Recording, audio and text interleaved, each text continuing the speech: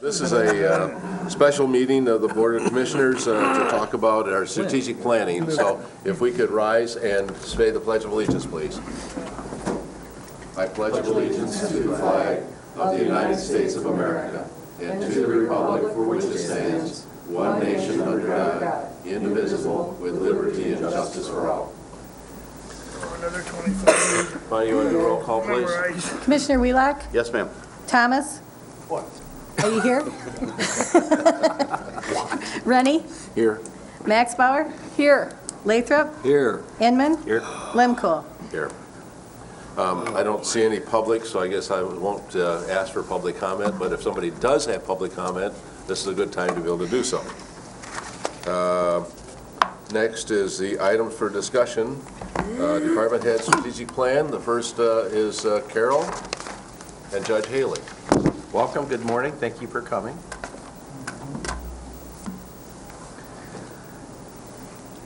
I just came from Ross, or he's going to do all of the talking. Oh, good. I was told that she was going to do the talking, and I was just going to be the suit. Yeah. We know who's in charge, Judge. Have they been provided with our written strategic plan? Yes. First, any questions about anything that's in these materials?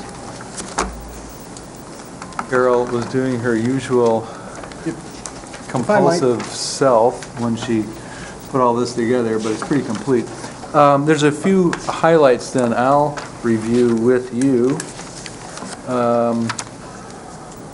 I won't review, unless you want to, the accomplishments that we have. I will talk about some of the issues we have, or let's see, some of the goals we have that may involve, especially those that may involve money.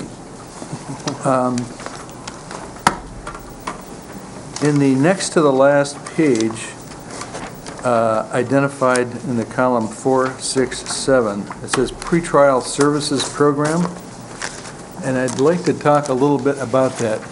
As I go, as I'm in contact with many district and circuit judges around the state, and most of you know that, with sobriety court, drug court issues and stuff like that, several different statewide boards and committees.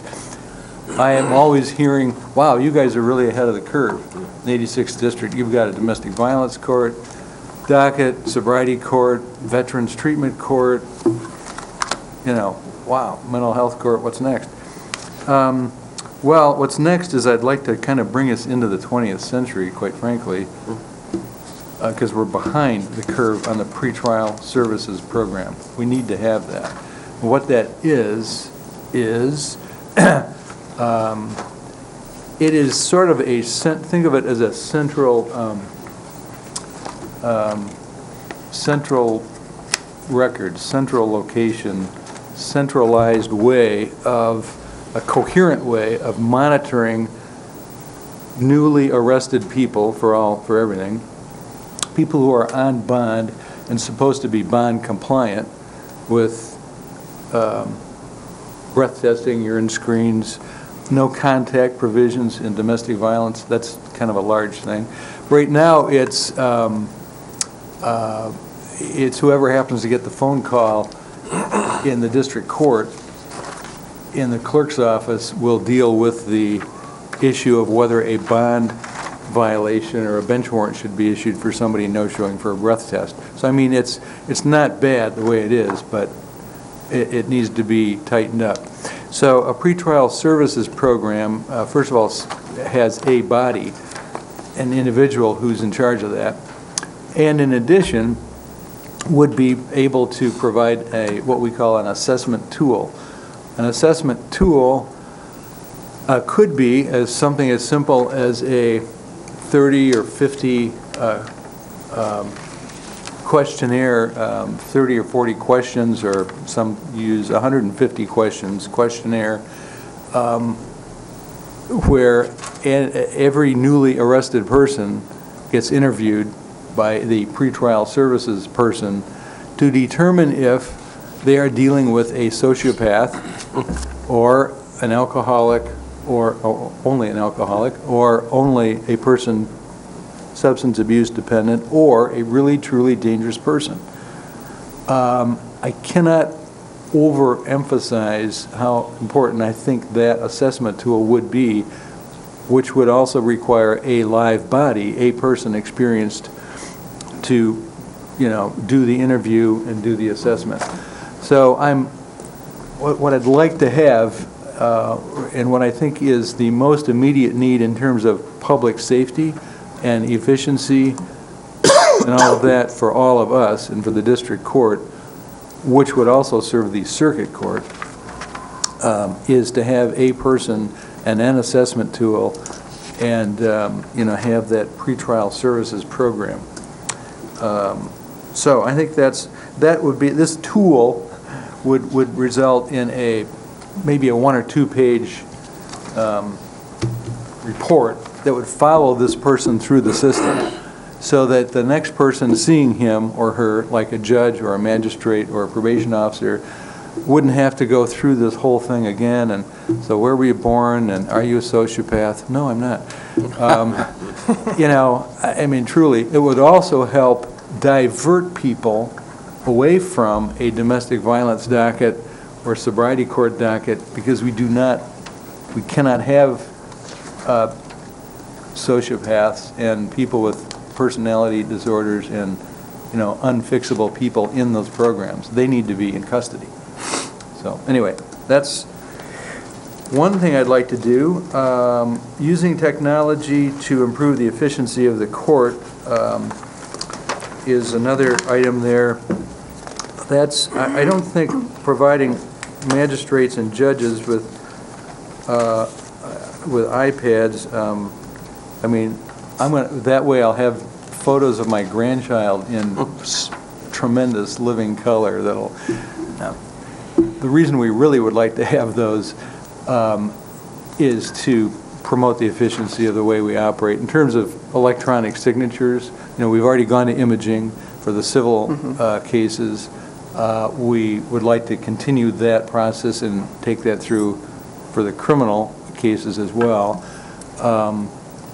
And the iPads, I think, are not a huge expense for us to have in consideration of the warrants we sign and the fact that we're somewhat mobile. We cover 3 counties. Last night at 11:20, I was a little late getting to the phone because the jail was calling me on my iPhone about some guy in jail that needs to be released, I guess. I don't even know what the issue was, but usually it's a medical issue and we got to get him out of the jail. Anything to help us communicate better with the court, and sometimes it's best that they have a written signature from a judge. If I'm going to authorize the release of somebody in the middle of the night and then wake up this morning and go, man, what happened last night? Did I release some murderer last night? What did I do? Anyway, we don't have anybody from the press here, only just the prosecutor. Last thing I want to talk about is On the TV cameras. Oh, yeah.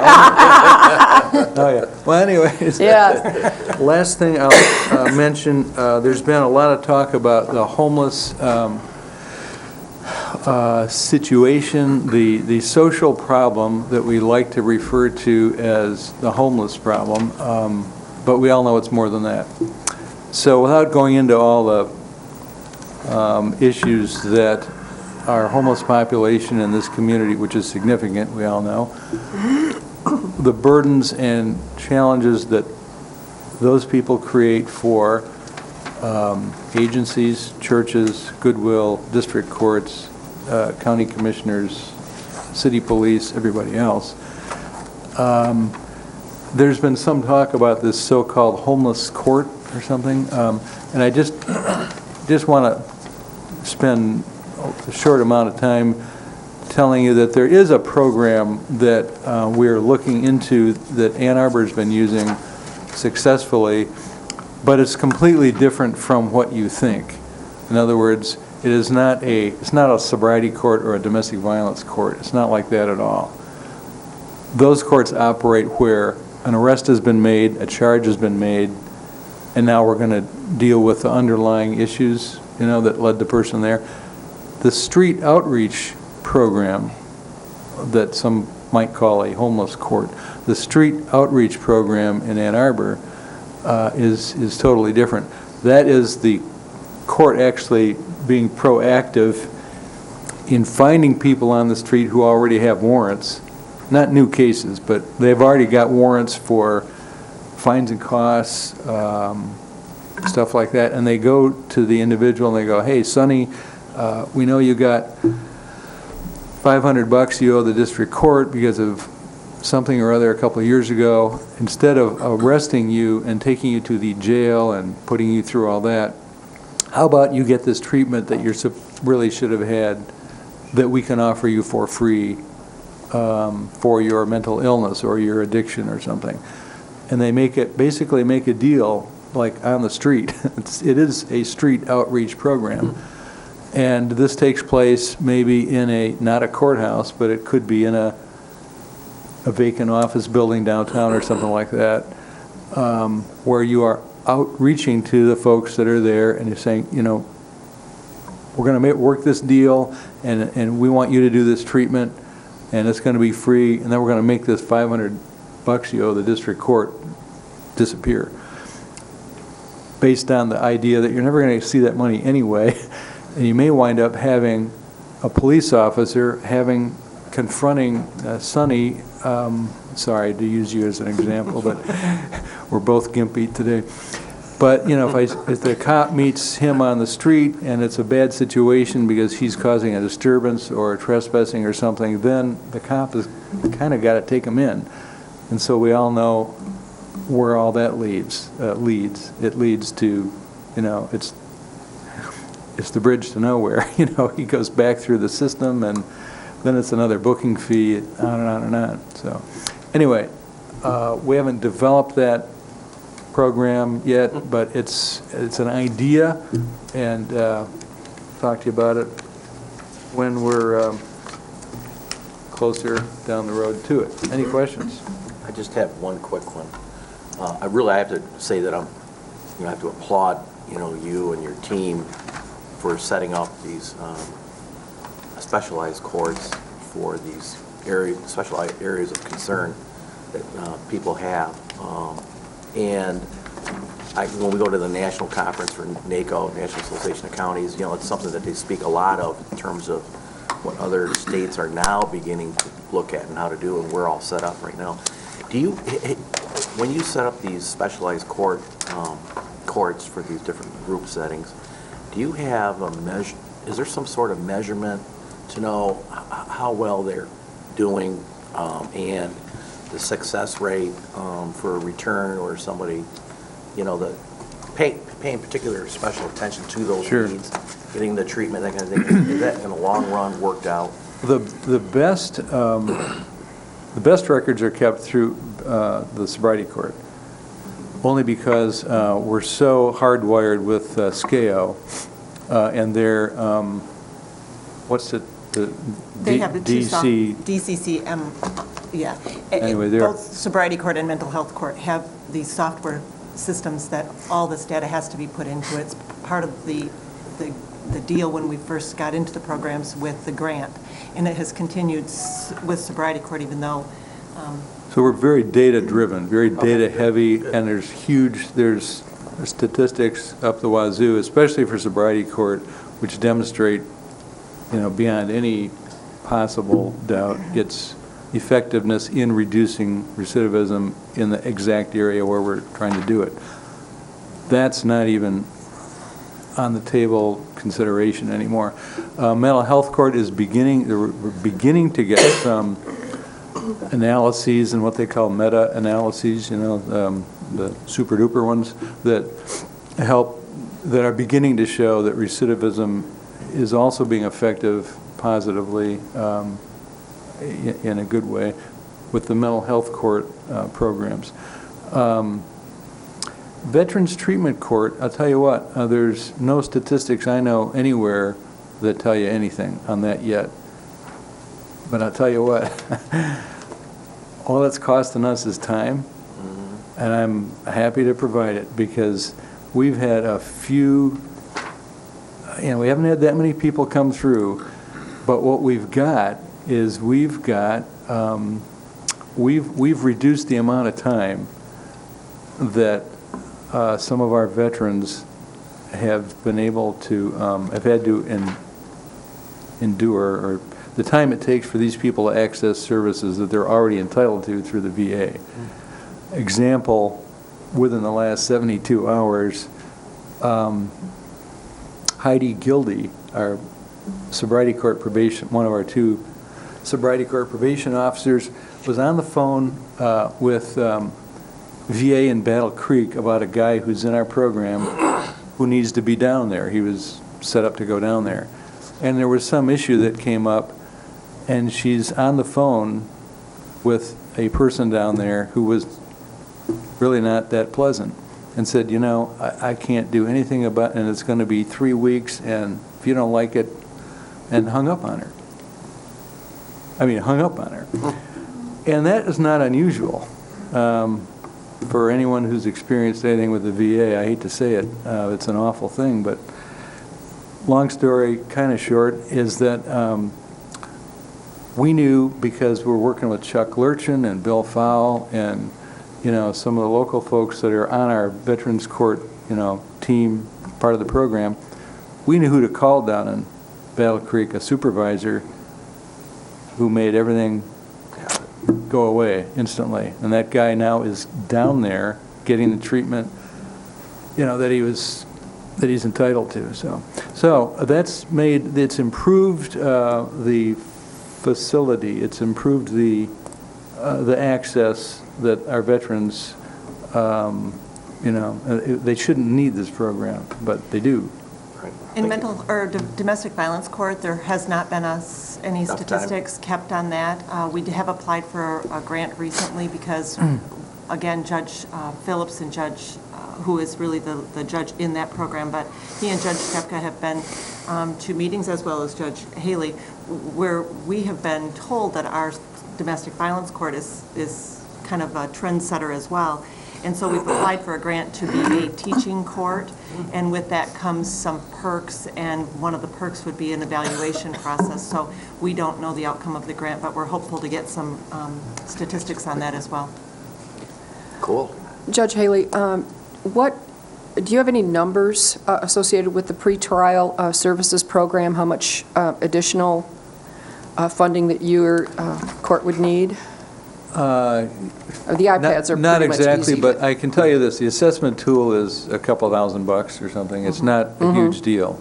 It's some software basically. It's the personnel issue. I'm thinking ballpark, probably a half of a FTE individual who would be either in probation or clerical or somewhere in between. Okay. Yeah, and a half-time probation officer, just because we just went to Antrim County and asked for another half-time probation officer dedicated strictly to Antrim, and that was about a $30,000 expense for a half-time wage and benefits together. That would include benefits? Yes. There's things we haven't fully explored too in that area, like this pretrial services person or half person. Could that position be used as a way to generate some income in terms of providing, let's say, substance abuse assessments, where the assessment tool would be costing us money, but if they could also do a substance abuse assessment that would offset that would generate some money. That's an idea. I noted that the district court was about $200,000 over in revenue, so I can certainly see that you're mindful of it. We have a terrific... We're over. Was that good? Did we do something good? Oh. Yes. We have a terrific collection. It's good to be over in revenue and under on expenses. I always get that confused at home. Your Honor, or Carol, can you give me an idea of where are our overall numbers? Are we still down on numbers a little bit? Funny, I knew somebody might ask that. I kind of thought you might. Overall, we are down. For 2012, we were at total caseload 14,046 in Grand Traverse County, and in 2011, we were 16,433. And the year before that, we were 19,000. So, you know, we have steadily went down. We do anticipate that that will change, though. You know, we have a new prosecutor, we have It's his fault? Yeah. Well, we believe that, you know, with the change there, that we might see some increase in cases, as well as with e-tickets. I think that we might, the electronic tickets, you know, that the law enforcement's now doing that differently. I think that, you know, I think we'll see some increase in both criminal and traffic. Civil, the small claims, landlord, tenant, and general civil, those have been kind of steady. We've seen a little bit of an increase in landlord tenant in 2012, but the others were pretty flat. Can I offer something too on the criminal area, Sonny? There's some, if you look at our case flow or our statistics, would suggest we're flat or maybe even decreasing. But if you look at the nature of the cases, we're spending more time on Certain stuff. For example, our sobriety court has morphed into a felony program. 80% of the people in that program are people that normally would be up in the circuit court. The high BAC statute that, so this is like year 2? We are. That? So it's like our second year. So that's the statute that now makes it a new crime, basically a 6-month maximum misdemeanor for a high blood alcohol content, which is defined as a 0.17 or above. That's kind of creating a new, a new deal for us. We're looking at maybe identifying, I haven't talked to Bob this morning yet about this, but we're thinking about maybe developing yet another mini program or sub-program identifying those people, because those are special offenders. They may be first offenders, but those are more likely to be substance abuse dependent and more likely to be people that should be in a sobriety court type program, maybe not a 2-year deal like we've got going now. But so anyway, fewer cases perhaps, but we're going to spend more quality time with these people, and I think that's a good thing. I'm kind of happy to do it. I need to take back my kudos. I didn't have my glasses on. Your revenue is down 200,000, not up. It wasn't really down. Yeah, take them off, yes. We actually, we do really have a terrific staff, though, and they work really hard. I know And you in this do, Carol. economy, I know it is you do. Tough getting money out of some folks, but Yeah, it's, Anybody else have any more questions? I have a couple. One, I noticed that in the clerk's goals is talking about combining circuit court records and family court records into one office to increase efficiency. And, I'd hope that we might be able to work together with that. Another one I noticed is that Antrim County doesn't seem to have computers installed. Do you know when they're looking at doing that? computers installed for, It says computers installed in all courtroom benches except Antrim County for the imaging project. we got approval from Antrim County to do that this year, like 2013. It hasn't been done, but that, it's only February. Okay, good. So, yeah. I'm glad to see that. The other thing I'd like to say is to open up the opportunity that myself and Dave, and we might want to sit down on a regular basis, to talk about some of the issues that are coming through the courts and what your needs are, so that we can kind of be abreast of what's happening on a regular basis. So I would open that door up to you, that we would love to be able to sit down and talk to you about some of these issues and figure out where we're going to go. And so we don't just do it on a once-a-year basis, that maybe we set it up on a quarterly basis or something like that to have that discussion. Well, even more often. I mean, Whatever. We have a Monday, typically Carol and I and the other judges and magistrate meet practically every single Monday, might be 15 minutes, might be a half hour. And we could do it, make it regularly, and have, we used to have a liaison. Do we have a liaison anymore from the board? But have any, I think any of you. Sonny or Larry, I don't remember if we have a liaison or not. We I guess we don't, but But you could designate don't have somebody, liaisons. Herb, every month or every other month, come on over, give us, a day's notice or whatever, and come on over. Or we can come over here, for that matter. But, and also if there's any issues that you see coming Yeah. up, I would encourage you to get in touch with us and say, please, let's sit down and talk about these before it becomes an issue. Yeah, well, we normally do that, but we could always, Yeah. get together a little more often. Haven't been here in, Yeah. I think all of us believe that enhancing our communication is going to improve our service, and we need to do that, so. it's all good. Good. Thank you. Okay. Thank you. All right, thank you. Thank you. Thanks, folks. Yeah. See ya. Have a good day. Judge, we appreciate it. Now we're 15 minutes behind. Next on the docket is Bob Cooney, Prosecuting Office. Mr. Chairman, Yes. the purpose of these meetings is to kind of let them talk to you. Let them talk instead of us asking questions. Yeah, the questions are going to have to wait until budget process or Okay. later on if you want to schedule another meeting to go Yeah, through we this do a half again. hour But with each we're never one. going to make it through our We'll be out of here schedule. at 5 Right. o'clock. Yeah, I mean, these are this one took a half hour, so. Well, Bonnie tells me. Bob promises to And be he and I faster, was but asking I don't think we're going to pick up a whole lot of. Bob has got 1 minute. We all think we're more Yes, important when than you the get it last done in department. 60 seconds, Bob. I'll try to make it brief, anyway. But Bob Cooney, Grand Traverse County Prosecuting Attorney.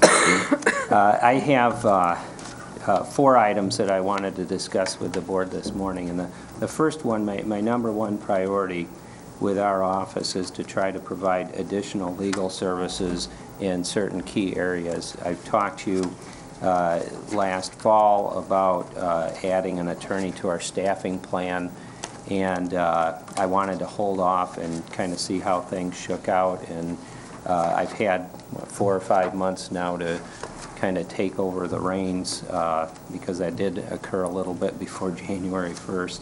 And, what I've found is that we are scarce as far as being able to provide resources in our probate and family courts, our specialty courts that Judge Haley just talked about. What I noticed is that when we went down a prosecutor, and I want to remind the board that we took a reduction from 7 attorneys down to 6 attorneys in 2010.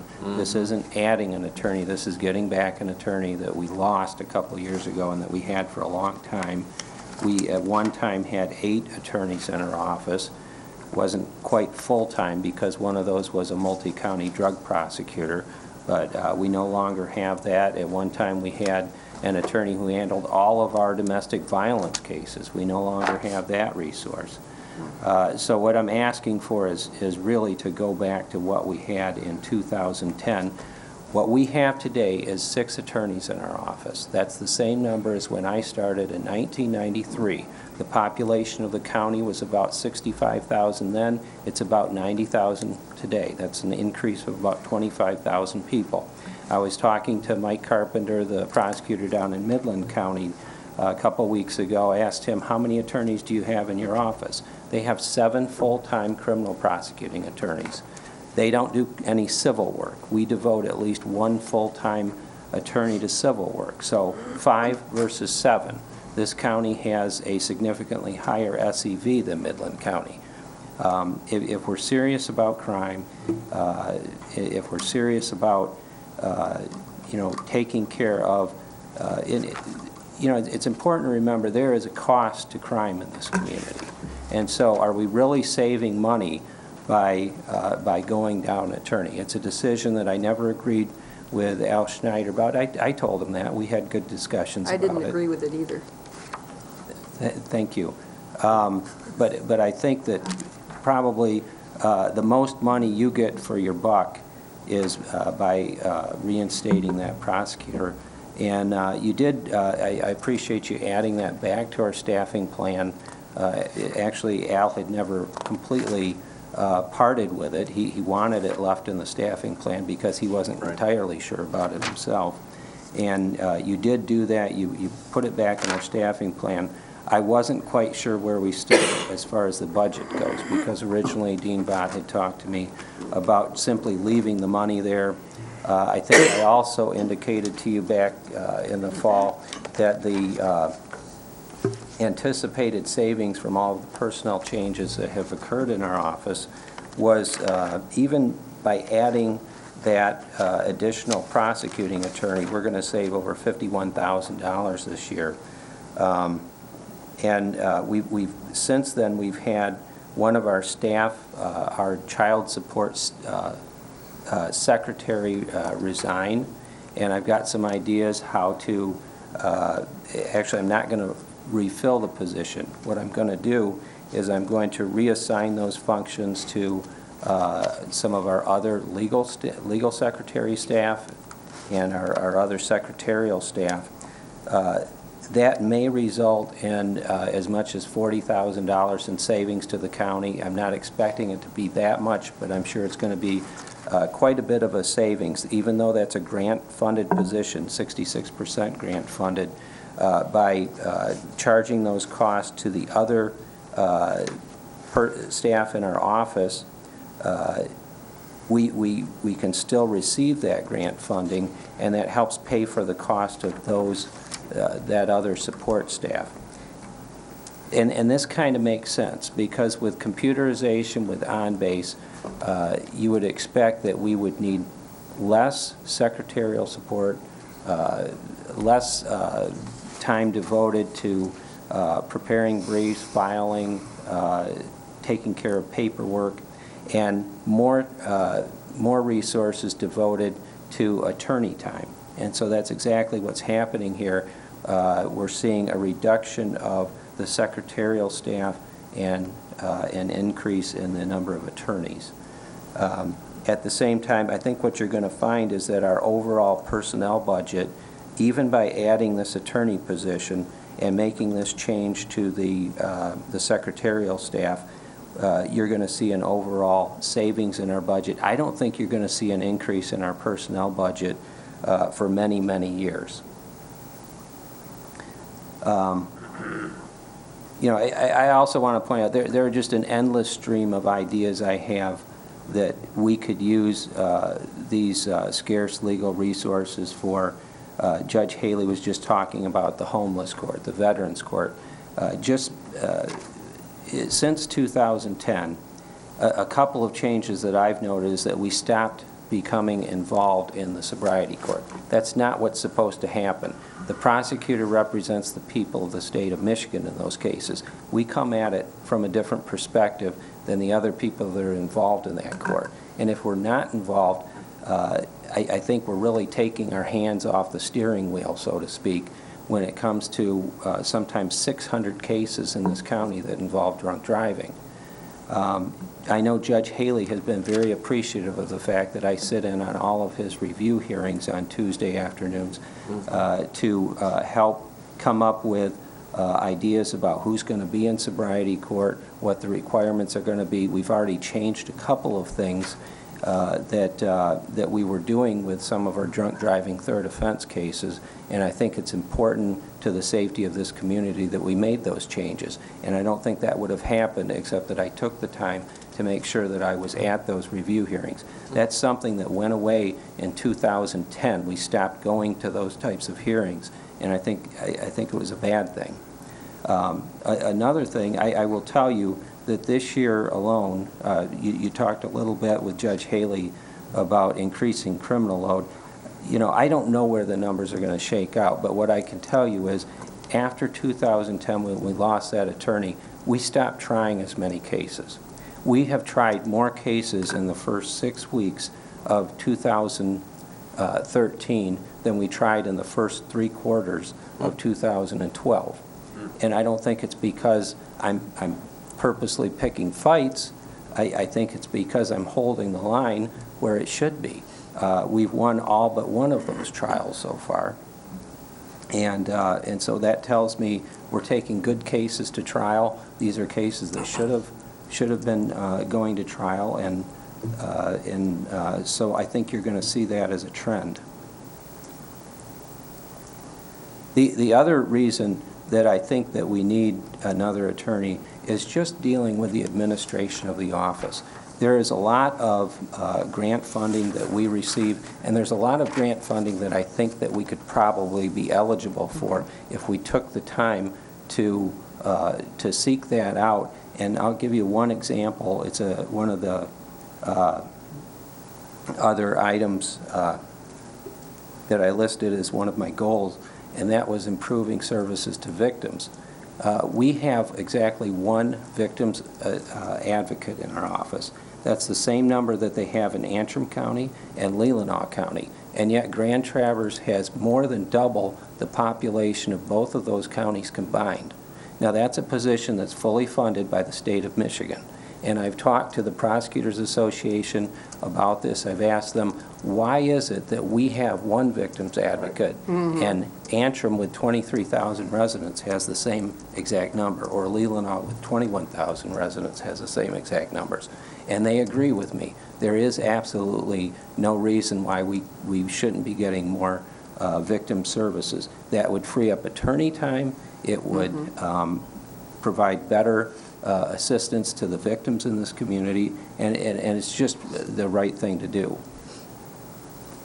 So there are a lot of administrative things that don't happen because we just simply don't have the time to get to those things. We're covering the day-to-day business of the office. The second thing I wanted to talk to you about is technology. And as you know, in 2000, around 9 or 10, we went paperless in our office, and that has been a great thing. It saves some resources. I think you're already going to see some result of that with the elimination of the child support secretary position and reassignment of those functions to the legal secretaries and the other staff in the office. But this is the thing. We still receive paper documents from the sheriff's office. Now, all of their reports are in electronic format. We also are required to provide paper copies to the district court, even though they have all of their documents now in electronic format in the same on-base system that we use. So why is that? Why isn't there this smooth transfer of data from the sheriff's office to our office to the courts? And that's because of a few glitches in this system. I've already had a meeting with Don Sheehan and a representative of ImageSoft, and we've talked about upgrades to the system that would allow, rather than have a sheriff's deputy drop off a report to our office and have to drive over, give us the paper, then we scan in something that's already in electronic format, take the time to do that. We've talked about a way that ImageSoft could modify that system and allow for e-filing of all criminal warrant requests. That's an expensive fix. It's about $80,000. We have applied for a grant. At the end of 2012, we applied for a grant through the state of Michigan to try to cover that cost. I don't really anticipate that we're going to get the money, but we've at least applied for that. But that's something that I would like to see. It will require the sheriff and the other law enforcement offices that submit warrants to our office to spend some money also. And so, I'm hoping that we can get the sheriff on board with this idea, because it's just a duplication of services that's occurring in his office and our office. One of the things that ImageSoft talked about is the ability of officers to serve a subpoena on a witness and to immediately enter that information into their computer so the court and the prosecutor's office immediately know whether that subpoena has been served. That's very important, because you probably don't realize how many times our secretaries call the law enforcement agency to find out, has this witness been served? Do we know if that witness has been served? Or we find out that a witness is not needed, and so we can call off the officer and let him know that that subpoena does not need to be served. And so we're saving law enforcement hours by not requiring them to go out to a house or a business to serve a subpoena. On the idea of technology, the other thing I would note, and this is not a criticism of IT at all, I think they need more resources, because as the courts have gone paperless, and our office has gone paperless, and all the other departments that have gone paperless, we just need more manpower to make sure our computers are up and running.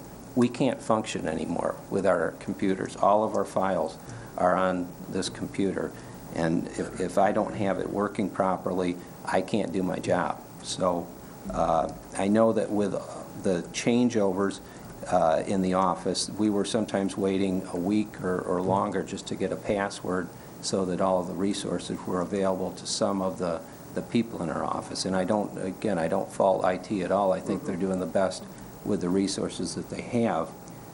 But I think that we have to have more training, and I think that we have to have just more people available to help out when something goes wrong.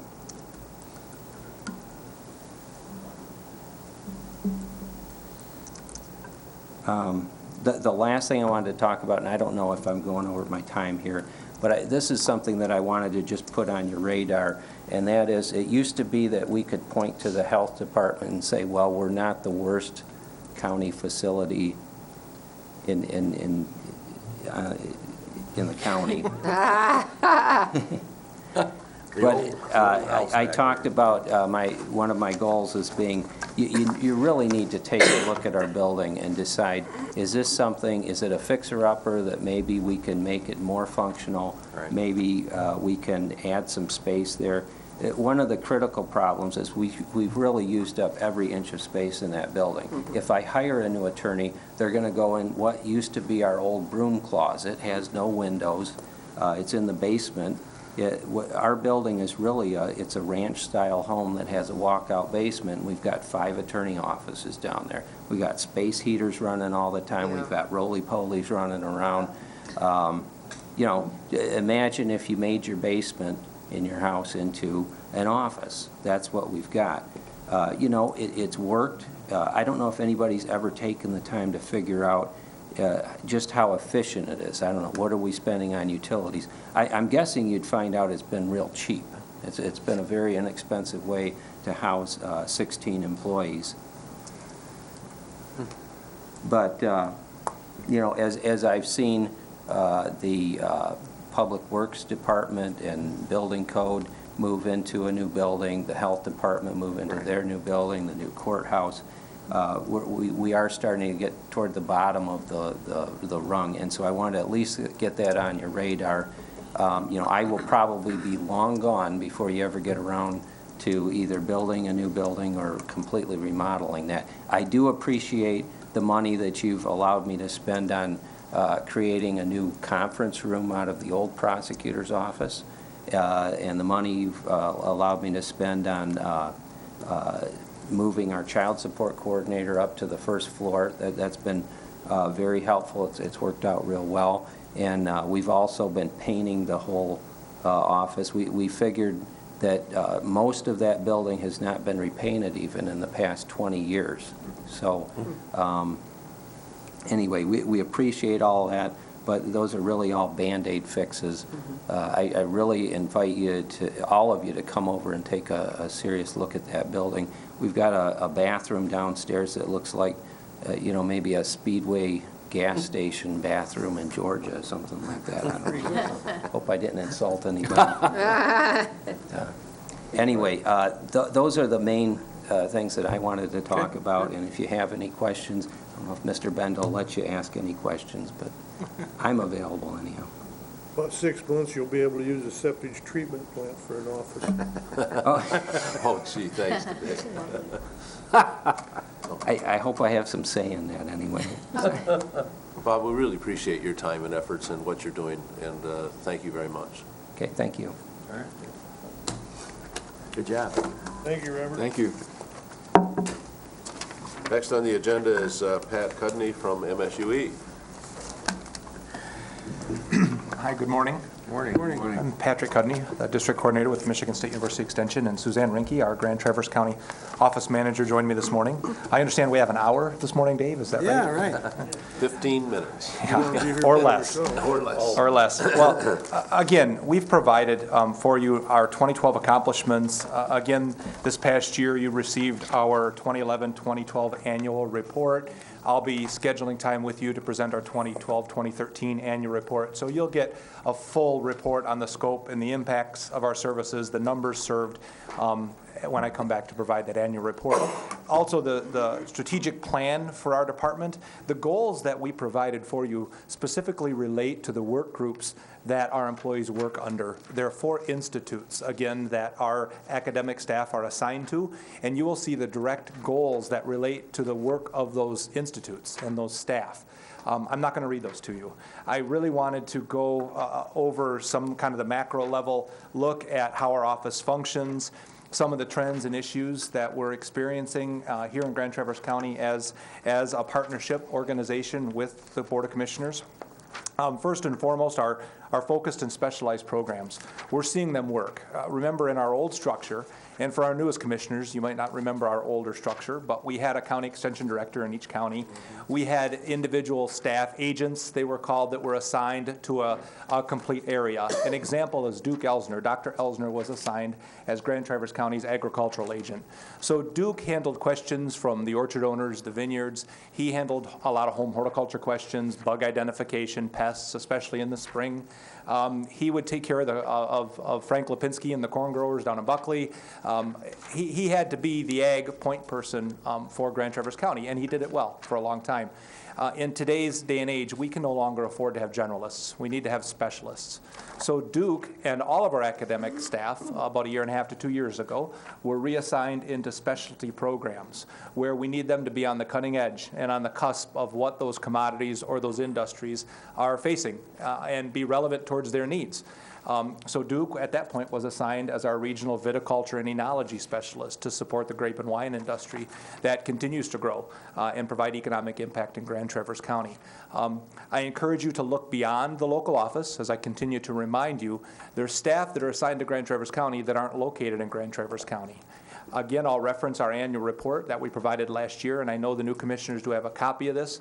There's a list of approximately 40 academic staff members that serve Grand Traverse County, and it has their specialty area identified. So again, Dr. Kathy Lee serves the dairy industry. She's located in Missaukee County. Dr. Nikki Rothwell at our horticulture research station. She's our tree fruit specialist. Dr. Duke Elsner in enology and viticulture. Dr. Rob Sarine in Leelanau County does our community food systems work, and on and on and on. They don't need to sit here and be housed here in Grand Traverse County to serve Grand Traverse County citizens. That said, this is still our largest office with the largest amount of academic staff assigned. And I think that goes with the size of Grand Traverse County. Grand Traverse County is a bellwether county for northern Michigan. It's the population center. And again, we've enjoyed a long partnership. In that office, we currently have 3.5 county employees that are housed, and we have 6 MSU Extension employees housed.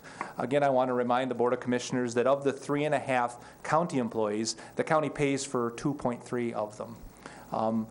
We have 2.5 support staff positions. Suzanne is a support staff position, Pat Swanson is a support staff position, and Jenny McKellar is a support staff position. The university reimburses Grand Traverse County for the half-time support position. That's the position that Jenny McKellar currently holds. The other position that the county employs is that of our North Shore Safe Kids Injury Prevention Coalition Coordinator, Jennifer Ritter. And again, you provide a portion of her salary, but significant contributions come from the Munson Trauma Foundation, the Dow Foundation. We have a grant that helps supports that.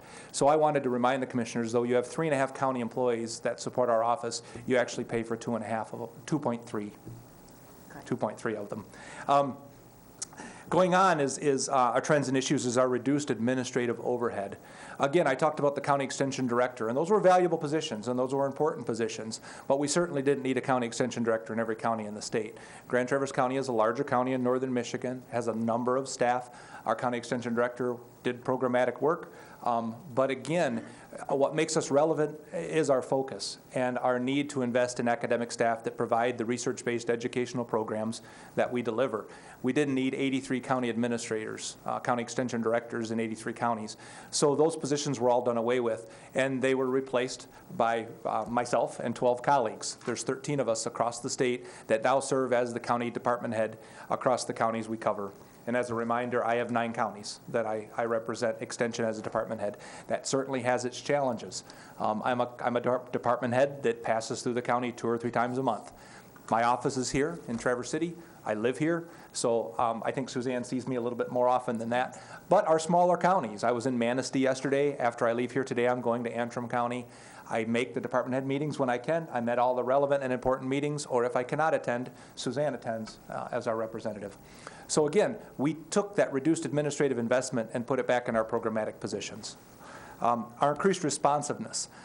Again, we created a number of online resources, web-based resources, things we've done to make, to modernize our system, make us more user-friendly. We have a home horticulture hotline where, again, we can't possibly have home horticulture people in every county in the state. Due time used to be inundated, especially in the spring, with dealing with pests, bugs, roly-polies, as the prosecutor talked about. And we now have 4 different offices in the state that each staff this hotline on a daily basis. It rotates. We now log where the calls come from. We ask the callers to identify the county they reside in. So we're tracking the numbers to see where the calls are coming from. Right now is a low time for calls, but bed bugs calls, we do get those. But in the spring and the summer, those numbers spike. And I'll be able to report back to you in our annual report how many calls are coming from Grand Traverse County, how many people are being served by this 1-800 number, again, that serves the entire state. Enhanced accountability. Again, we feel that's really important as a publicly funded entity at the federal level, the state level, and the local level. We need to be very transparent and accountable for how we use public tax dollars. And I think our annual report does a very, very good job of that. It shows you exactly how many people we served, how many programs were offered that served county citizens, what the impacts of those programs are. We work for a university. We have to evaluate the effectiveness of our programs. If they're not effective, we're not going to offer them. Continued presence across the state, offices in each county. We heard loud and clear the importance of having these county offices. We also have our research stations, and we're fortunate to have one very close by in Leelanau County on Center Road, which is the Horticulture Research Station. This summer, you're all going to get an invitation to our Horticulture Research Station open house. I'm going to do a special county commissioners section of that open house and invite commissioners from the 9 counties that I cover for a tour, for a discussion. I'm going to try to get our director there so you can interact with him as well. Finally, adoption of emerging technologies. Again, we provide the IT equipment for our staff. The county provides the IT equipment for county staff. But as part of our contract, you provide the connectivity that we need to do our work, the internet connections and so forth. One thing that I'm going to have details and we'll be announcing, but the university is making investments across the state to assist not only our staff with their travel budgets, but also for classroom teaching and how we offer services. I've identified our Grand Traverse County Extension office as one of the sites that we want to house this equipment. It's a high quality, it's a Cisco product, 2-way interactive television type system, but it's incredibly high quality. It was demonstrated for us down at Michigan State University, and it's used like Skype, but our IT people said Skype times 10 or Skype times 20. You don't have to speak up very loud. The cameras will zoom in on you. This equipment, again, we need the bandwidth that we currently have at the Grand Traverse Extension office. Won't be an additional cost, but it's investment of the university in our partnership and in our infrastructure. It's not just available to our staff. Georgia and her team at COA will have full access to it. So will other county resources when we hold classes. We're proposing to put it in the conference room, the large conference room at our office. The other system that I've asked for is at our Horticulture Research Station. Not sure if both of those made the short list, but I should know that in the next 2 weeks, we've been told. So again, I think we're doing well with adopting emerging technologies. Our staff don't need to travel to campus for conferences. They don't need to travel as much as they did. We have technology, we need to use it, and we need to use it in delivery. Not all producers are fully comfortable with that, but they're coming along. We still do on-farm visits, yes we do. I know you can't ask questions, but we still will do on-farm calls. But certainly the prevalence of those is much reduced compared to what they were in the past. So Again, you have our specific programmatic goals as they relate to the educational programs that are delivered. Again, all of these goals are not reached by just the 6 educators you see sitting in that office. They're reached by a raft of educators that have responsibility to serve this community and this county. One final point I'd like to make is our efficiencies. We've reduced our budget, the Grand Traverse County budget, by approximately $100,000 from 4 years ago. If you look at our total county appropriation in 2009 compared to what it, or 2008, 2009, compared to what it is currently in 2012, 2013, we've reduced the county's appropriation by about $100,000. But I would argue we haven't decreased our services one bit. I would argue we've increased our services. And I think, again, if you refer back to our annual report last year, you can see the numbers served. We'll be curious to compare those numbers this year with last year's numbers. I think our organization has made some wise choices of how we're structured. Certainly there's growing pains with that because people were very used to the system that had been in place for 80 years. But we made some wise changes, and I think we're working out the bugs that come with changes. So that was 15 minutes. Good job. Pretty good. Okay. Good job. I just have one question. What do you work with in economic development? That falls underneath our Greening Michigan Institute, our community economic development programming. So in economic development specifically, we offer programs on land use. We offer our citizen planner program. We offer primarily economic development in terms of agriculture. Agriculture is incredibly important to this county. It is economic development. We do have folks that access some of our resources. We have had conversations with the Traverse Bay Area Economic Development Corporation about possible joint positions. Most recently, we've hired a product center counselor. There was 3 ag-based economic development positions that were formed. There were press releases we did about that. One of those positions is housed at the COG, the Council of Governments. Another one is through SBTDC, the Small Business Technology and Development Center. And the third one is an MSU Extension employee that specifically does business planning with new agripreneur startups. Ag startups. So basically 4 organizations came together to pool funds to fill 3 positions. Each of those 3 organizations hires, facilitates, and supervises their individual position, but the 3 work together. So ours is a product center counselor. We have what's called the Product Center for Ag and Natural Resources. It helps ag startup entrepreneurs that want to get into value-added ag products, and we're excited about that. That was put in place 6 months ago. Wendy Wieland is that staff member. She's not housed here, but she has responsibility for Grand Traverse County. Sonny? Pat, 2 years, probably 3 years ago now, Grand Traverse County made a 5-year commitment to core services from MSU Extension as part of this whole Correct. Restructure thing. Somewhere along the way, if you could provide me a list of those services that are provided by MSU that are part of that core service and those that are not, because, you know, somehow or another the lines get pretty gray sometimes for me when I'm trying to read what services are available from MSU Extension. Which ones are the ones that we are committed to for the 5 years and which ones aren't? You know, I know a program that we all know is pretty dear to me, the 4-H program, as part of the core program. Yep. But I know that there's a lot of other services that we provide in this community, through the format by which you described this morning. But I guess what I'd like to do is somewhere or another, I'd just like to have a list. These are the services that we are providing within that core program that you've long-term committed to, and these are the other services we have available.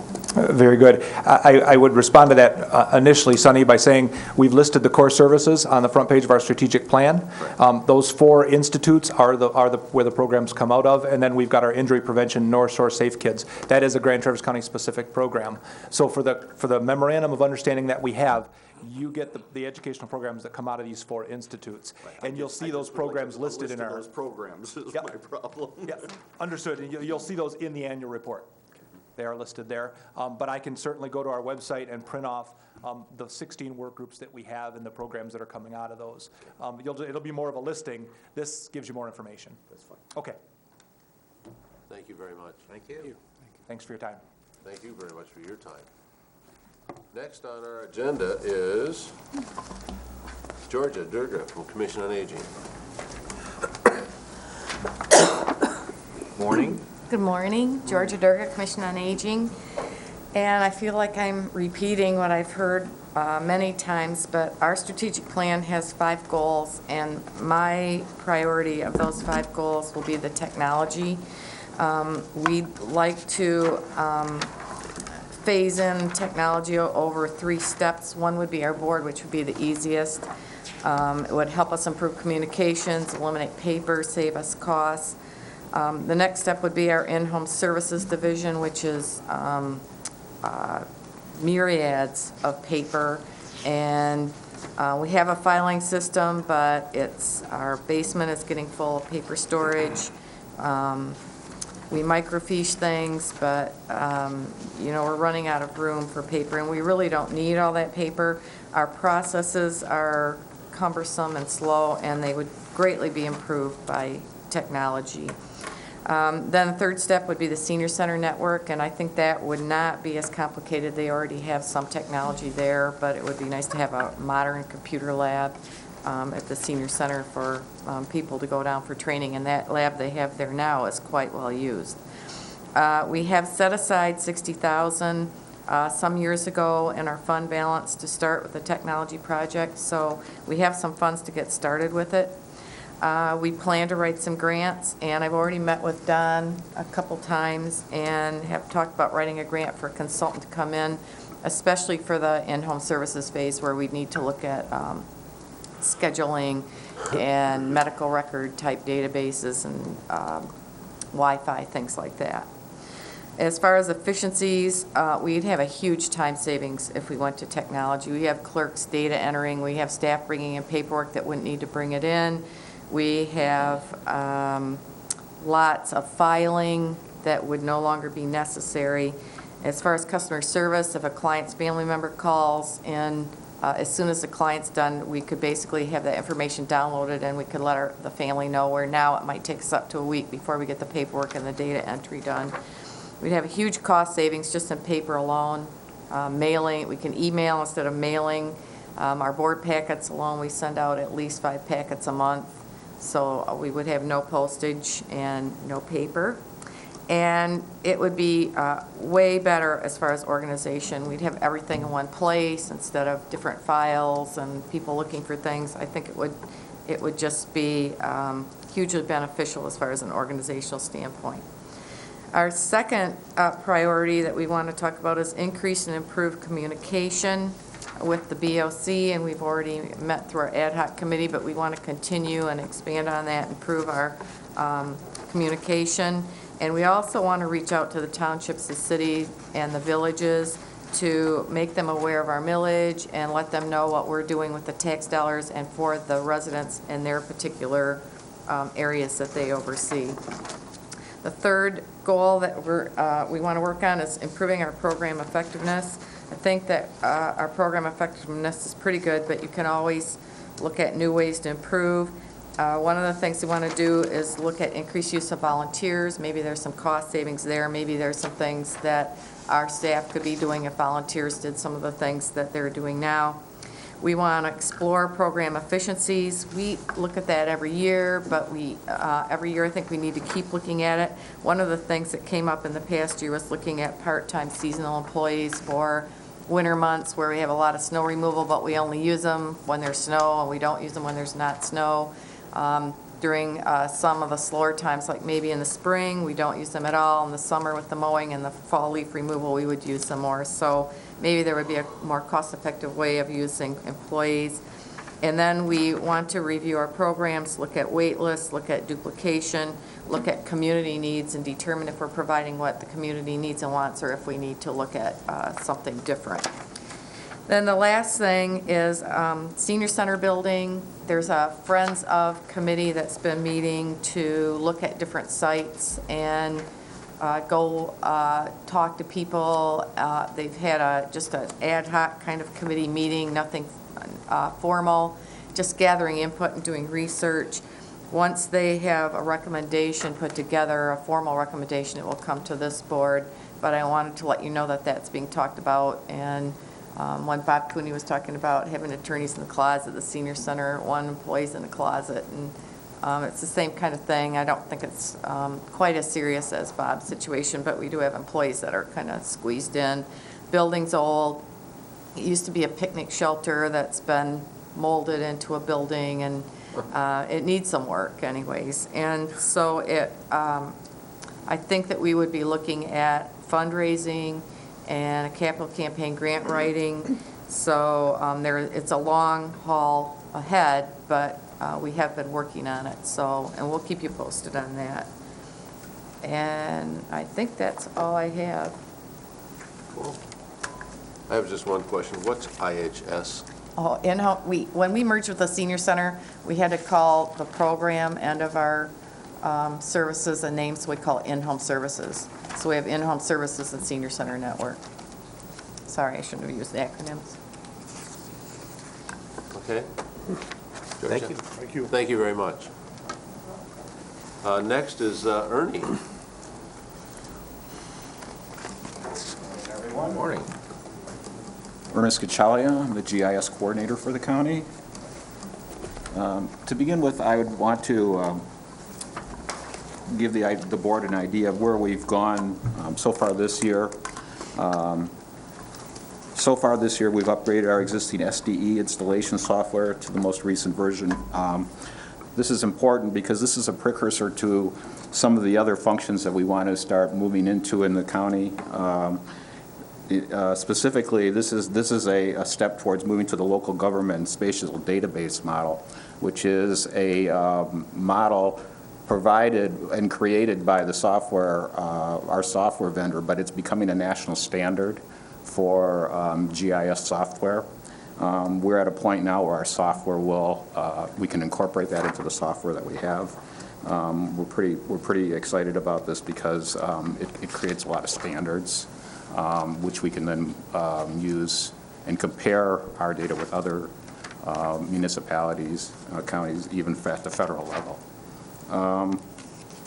Just for an example, to show you how extensive that model is, it has 246 feature classes. Now, the parcel layer is one feature class, so we're talking about 246. These aren't separate. These are all related. Obviously, there's relationships that can be built between these feature classes, and this model provides for that. It's a huge undertaking. We've got to start somewhere, and we're starting it. We're working. We expect to get our parcel layer in there soon.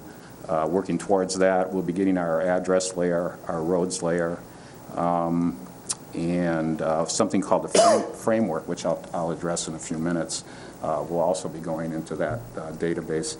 And in the future, we're looking at DPW data, zoning, all kinds of other things, voting, even emergency management. It's all in there. So we're pretty excited about moving in this direction. What we'd like to do in the future, the immediate future, is begin, as I mentioned, we're going to begin loading data into that database, and we're going to be assimilating. This is a process. It's not strictly just taking the data and moving into it. It's an assimilation process because the model does have so many relates built into it that we need to look at every piece of data we move into it to make sure that those relationships are upheld. On another line, we're kind of looking forward to standing up a new GIS web server. Don Sheehan's in here, and he knows I've been talking to him about that. Because the current GIS web software is no longer supported by our provider, they've got some new products out there, and we're on the verge of having all our software in place to be hosting this new software. It provides for a lot more functionality. Not only can we deliver those maps on the web that we've been doing for years, but we'll be able to provide certain pieces of data out there for the public to use. Specifically, our framework, which is going to be important to some of the surveyors and the people who are looking at land projects out there. They can actually bring our data into their system, their CAD system, their GIS system through the web, and it's updated immediately. The other advantage to the new software is that it provides for rapid deployment of web services, mapping services. So individual departments, once trained, can probably put their own mapping. So if the health department wants to put something up quickly, they can do that. Or the dispatch could put something on the web quickly, an accident, an incident, for the public's information to avoid certain areas. That can be done quickly. They won't need hours and hours of programming language to do this. It's simply a configure situation where they configure a file, put it in there, and it's out. So we're looking forward to that. Thirdly, we're looking, and this is the biggie, we're moving into the next few years. We're looking at acquisition of LiDAR. Now, I know you people have heard me talk about LiDAR here for about a year or so, and you were gracious enough to allow me to put some funds to the side for that. But things are trickling down from the state as far as a project that they're putting together for a statewide LiDAR acquisition. At first, I thought it was only going to be for 1 year. We either have to jump in or not. It turns out it looks like it's going to be a 2 or 3 year program, so we have a little more time to get some funding. So I'll be going out over the next couple of years looking for funding sources for LiDAR acquisition. LiDAR acquisition, LiDAR is very important because it's where we need to be right now. We've managed to get high accuracy orthophotography in place. We're moving close to finishing our parcel layer, and now we need to get some information about the Z-axis, the vertical information about the county, because this will benefit a lot of the departments around here. The road commission, it's important to the road commission for construction and grade information. It's important for the DPW because they need to know about pump stations and that sort of thing as the elevations increase as you move away from the city. So that elevation data is very important, and it's kind of the next piece of the puzzle that we need to secure for GIS. Some of the other things we're looking at doing is providing an avenue so that private companies, when they prepare a document or a contract which involves drawings or land changes, I guess I would say, we can get those digitally and bring them into our system without having to redraw them. Thirdly, we're looking to find a way to get high accuracy GPS on our REMON positions. At this time, REMON is being done and we're not getting that GPS information. It's important to us. We need to create a way to provide that. And Dave, I know, is on the same page with me there. So we're going to see if we can put something in place to get that high-level GPS on the REMON. Speaking of the REMON, though, we've had 2 data sets for a long time, one being the REMON and one being a framework that was put together through a number of processes. We had a grant from the Army Corps of Engineers. We had grants from the Rotary. I believe the band also provided us with some grant money to put together a framework so that we could provide fairly high accuracy parcel layer, a fairly high level parcel layer. Those 2 feature classes have been running parallel for a while, but we're in the process right now of combining those into one, which is one of the things that we're going to put out there for the public as a data set when we get the new server up and standing, that they'll be able to get the REMON information and our framework. The advantage to that is when they do their drawings and use our framework, it's easy for us to bring it into our system. So it'll be a big cost saving there. I did prepare something, and is it okay if I just rip it? Sure.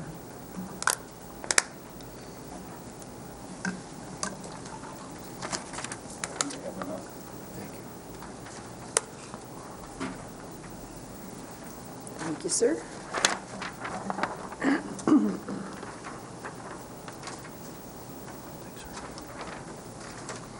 feel like a teacher at school. Thank you. Well, I don't have one for myself, but I think I can make one. Here you go.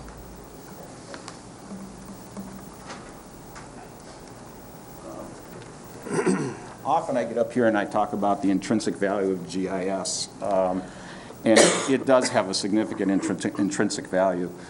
We provide services to 911, we provide services to the health department, we provide services to equalization, we provide services to a lot of the departments, but we're never able to get a handle on the value of that. What I wanted to show in this one example, and I hope I'm not running over here, but this is kind of a non-intrinsic example of the cost savings that GIS can provide to the county. What I did here was I took the rate for someone in equalization, the person who generally handles the calls in equalization as they come in, and the average length of a call to that person, and that was provided to me by IT. It's nice to have those kind of reporting services. And I took that number and I multiplied it by the number of monthly web hits we have, which is you can see in this graph here. And what that works out to annually is about an $88,000 amount. That these are phone calls not coming into equalization that are being answered by people on the GIS website, and they're mostly title people and appraisers and that sort of thing. But they would be calls coming in, or even more time consuming. They may have to come into the office and get that information. So I think it's a real example of the kind of savings that GIS can provide, and this is just one. This is if we get when we get the web server up, I think we're going to find that the people will be using this even more. I put down there at the bottom. That 88,000 represents about 1.64 GIS and the GIS techs. So the cost of a GIS tech is easily being covered by the savings in the web. And an interesting figure also is that we found out that about 12% of the hits on the county website are going to the mapping application out there. Having said that, I think this kind of reporting function is very important. I was very pleased to be able to get this data from both equalization. Human Resources provided with the employee costs. IT supplied me with the phone call information, and we did GIS as a tracking information built into it for knowing how the web is being hit. And I think that's what the point I'm trying to make here is that moving into a standard that the local government's model provides gives the decision makers in this county better information for making those decisions. And I think that the GIS is really on the forefront of doing that in a lot of ways. So when I speak about us needing data for LIDAR and needing funds to get LIDAR or needing funds to expand our services, I think that it's important for the board to realize that those services support them too in their decision-making process. So, does anybody have any questions? Ernie, I just have one real quick. The remonumentation program. We're 20 years into this thing. We're not halfway done, and we don't have GPS coordinates for one of them. Is it a program that we should just dump and start over in a new fashion?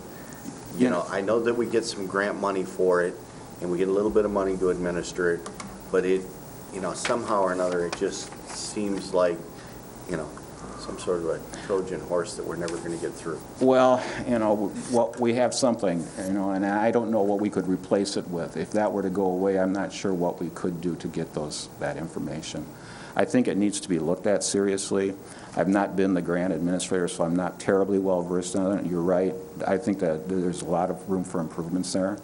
I think particularly the GPS is an issue, a big issue, and it should be addressed. We've been complaining about that for 10 years. I know. I'm sorry I can't answer your question, but it's I just don't know where else we would be getting that information if we didn't have it in mind. So. Okay. Any other questions? Ernie, thank you for what you're doing. We appreciate it. Thank you for hearing me. Okay. Have a good Next day. is Jim Baker.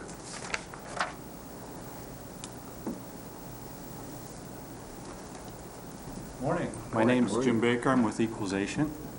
And One of the new hires, yes, and we appreciate what you're doing. and we appreciate your support. I was just at a staff meeting with our equalization staff, and 3 of the original 8 from about 18 months ago are all that are left of the staff.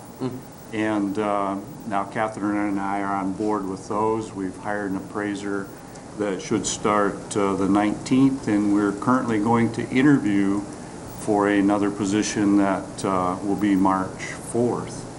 So the remaining 3 staff wanted me to bring to you the fact that they appreciate your support in equalization, and they do feel a sense of stabilization. They're grateful for it, so, and we're just grateful for that.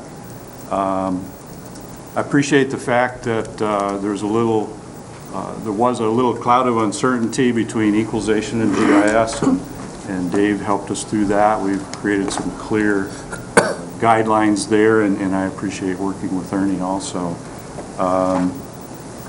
So this rebuilding, we're just thankful for it, and I think we're on track now to go forward and be the equalization department I know we can be. I think that the key to our success is developing good relationships, and I'm striving to build good relationships between departments internally, and going out into the community, I hope to build good relationships with the local units. To administer the property tax system is pretty tricky because there's oversight and double checks, but there is no way to mandate certain things. It takes a lot of skill to work together to get where you need to be, and I hope to establish communications with the townships, township boards, and we hope to kind of resurrect an old assessor organization that has been established in the past, so we can create a little more uniformity amongst the jurisdictions. And here again, very tricky to not come in and be heavy-handed like a big brother or something, to work arm in arm as team players with that. I have attended a little more globally in Michigan here. I have become a member of a couple different equalization associations, and that is helping me stay abreast of statewide issues. And so we work from within and going to without, departments first and then local, community, and state. We'll stay abreast of everything there on your behalf. As a side note, the East Bay contract, I believe, is going quite well, and East Bay provided their own little strategic plan. I think it was well written up. I think that I'll be sitting down with the supervisor a little bit more than maybe happened in the past, discussing the East Bay contract, and I want to be certain and feel confident that the East Bay contract is actually being charged back properly for everything that's being provided for. I will not know exactly what happened in the past, of course, but going forward, that will be an issue I'll address, that is properly being handled. So just overall, with the limited time I've had here and the inherited budget I've received, I believe that we're on track currently with a good staffing level and an adequate budget, and I'm not really here to ask you for anything special or above and beyond any, I think our strategic plan kind of lays it out that we're on track. So, any questions? Oil and gas leases? We are currently, you're talking about personal property and the discovery of that.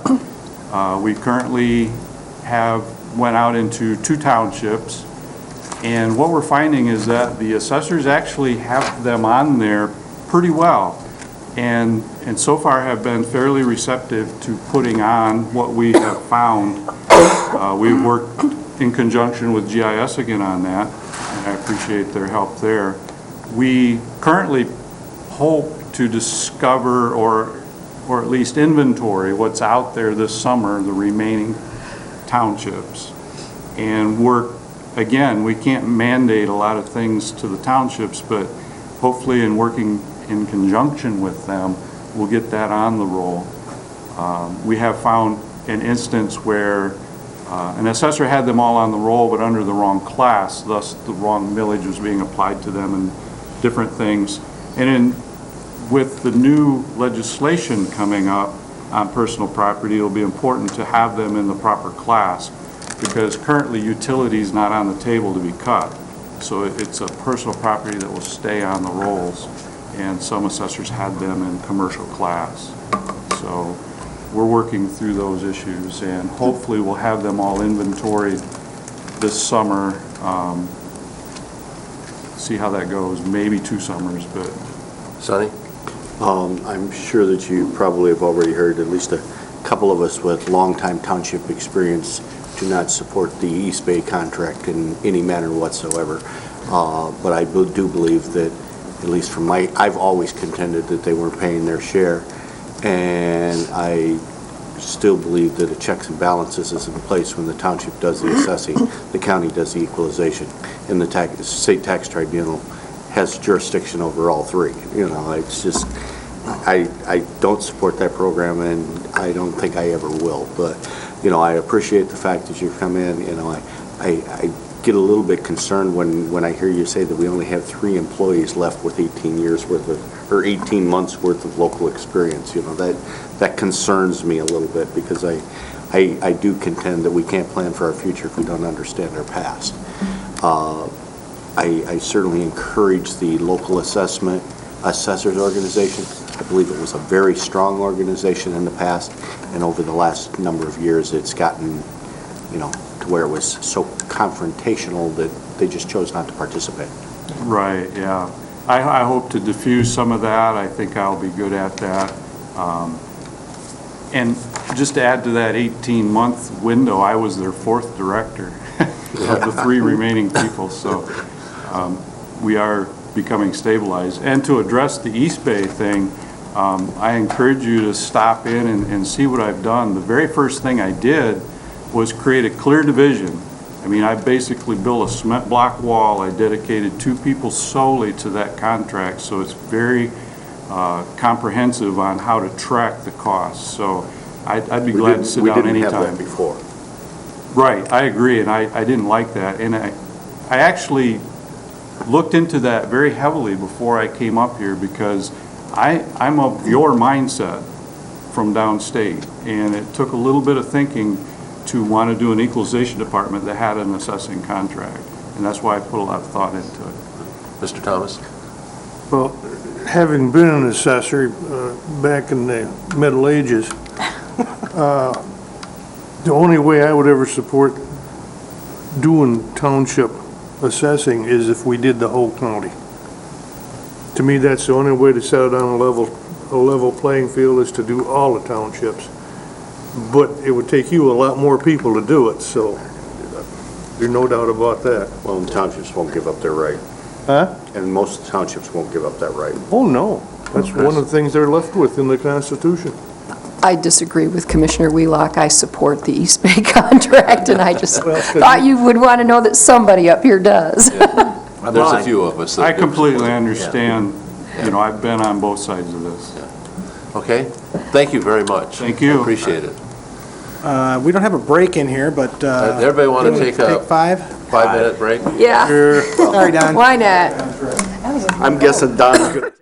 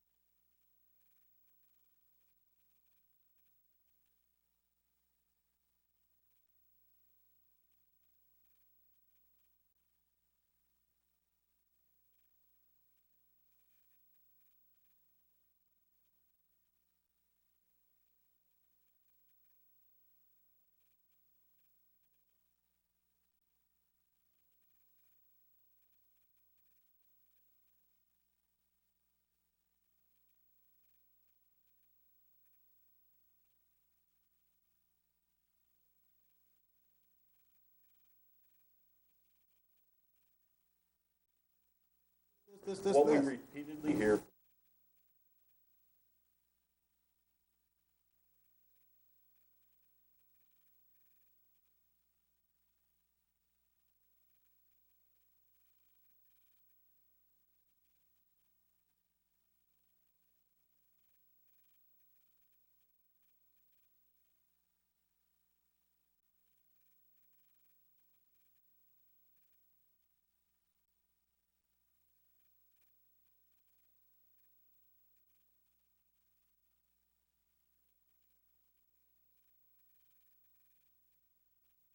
You know, we really, I still need to come up with firm things to be able to do. I mean, I've tried to look at this from a 3-year and really need to identify very specific things so that, you know, they can be tasks on our plate. So we say, yes, these are what we're doing.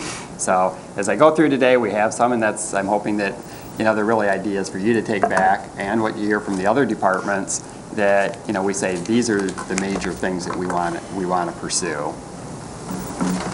So I did list out some of our accomplishments that we've done for 2012, and I did want to mention district court there. We've done the civil portion. We haven't done criminal. So, you know, when Bob Cooney was here saying, hey, I just want to send my electronic documents over there, we don't have the criminal portion in district court yet. And the funny part is circuit court is kind of on their steamroller. They're moving forward. They're doing criminal when really, in essence, district court would be a much better starting point because the cases, you know, transfer from there. So it is one of our goals to make sure that we're getting district court right in here too on that criminal side. But other than that, we've assisted with that implementation for 13th Circuit Court, the e-filing, as they've added more doc types, and now they're moving to the criminal. They're hoping to have their system complete by the end of June, which hopefully that would free up a little bit of resource, but, you know, it's a dynamic thing. They change processes, they change workflow. You never quite get all the way out of it. So it always requires some resources to help there. Last year we changed our email system from Lotus Notes to Google Apps. I think overall the acceptance on that was very well. Boy, setting up all the new cell phones, just enter your account. That was amazing on that part. Completed the e-ticketing for the sheriff, city police. That was a long job as the vendor decided to rewrite their application. I know that the county is really using that in full. I think the city, they might still have a few that haven't quite fully got in. But district court has said, you know, that's great. Those things are coming across. They're not having to re-enter those tickets. The tickets also before did not go into the police system. Now they're also getting dumped in there, so they have their own statistics, and it adds those to the case records. The health department moved from Garfield to Lafreniere, just moved everything over, replaced our back-end infrastructure, our servers, our storage, our core switch. So I'm going to say on the back end, I think we're keeping ourselves very updated, but you're going to see here as I go through what's sitting out on desktop, sometimes we're not quite in the same case there. So some of my goals, provide 24/7 access to government services, where those can be implemented, where does it make sense? I mean, you can't do that for everything, but obviously, you know, DPW is an example, though, who is looking to upgrade their utility billing system and providing people with direct access, allowing them to view their account history, allow them to make their payments online. They do some credit card, I think, or, you know, they can send out electronic billing accounts, but really some of them give even more access. And building code is another area that could possibly be where you could get people submitting their permits online and getting those through.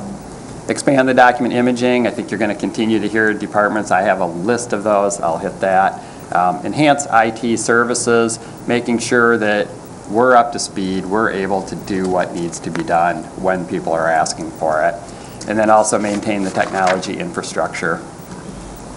So I kind of went through, and this was basically in my document, so a lot of them I'll go through quickly, but improve the access for constituents by the 24/7 access, improve response time for transactions. We all know that more people are looking to be able to access the resources online if they can do it. And if they can avoid a phone call, not take staff time, you know, great. Self-service. Reduce the internal workload. If they're already filling out applications, they can go through a proofing process. The data's coming in accurate. It doesn't have to be rekeyed. You know, they're all goals we should be trying to get to.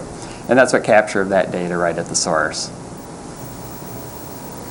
So some of the tasks there are to identify which applications are the best ones to pursue. I mean, the county, with all of our size and diverse applications, we really need to go out and say which ones are the best ones, which ones are going to save the most staff time. And I think that's, an identification process. Some of these they're going to take money to get there, whether we replace the application, upgrade it, write interfaces to be able to make them web accessible.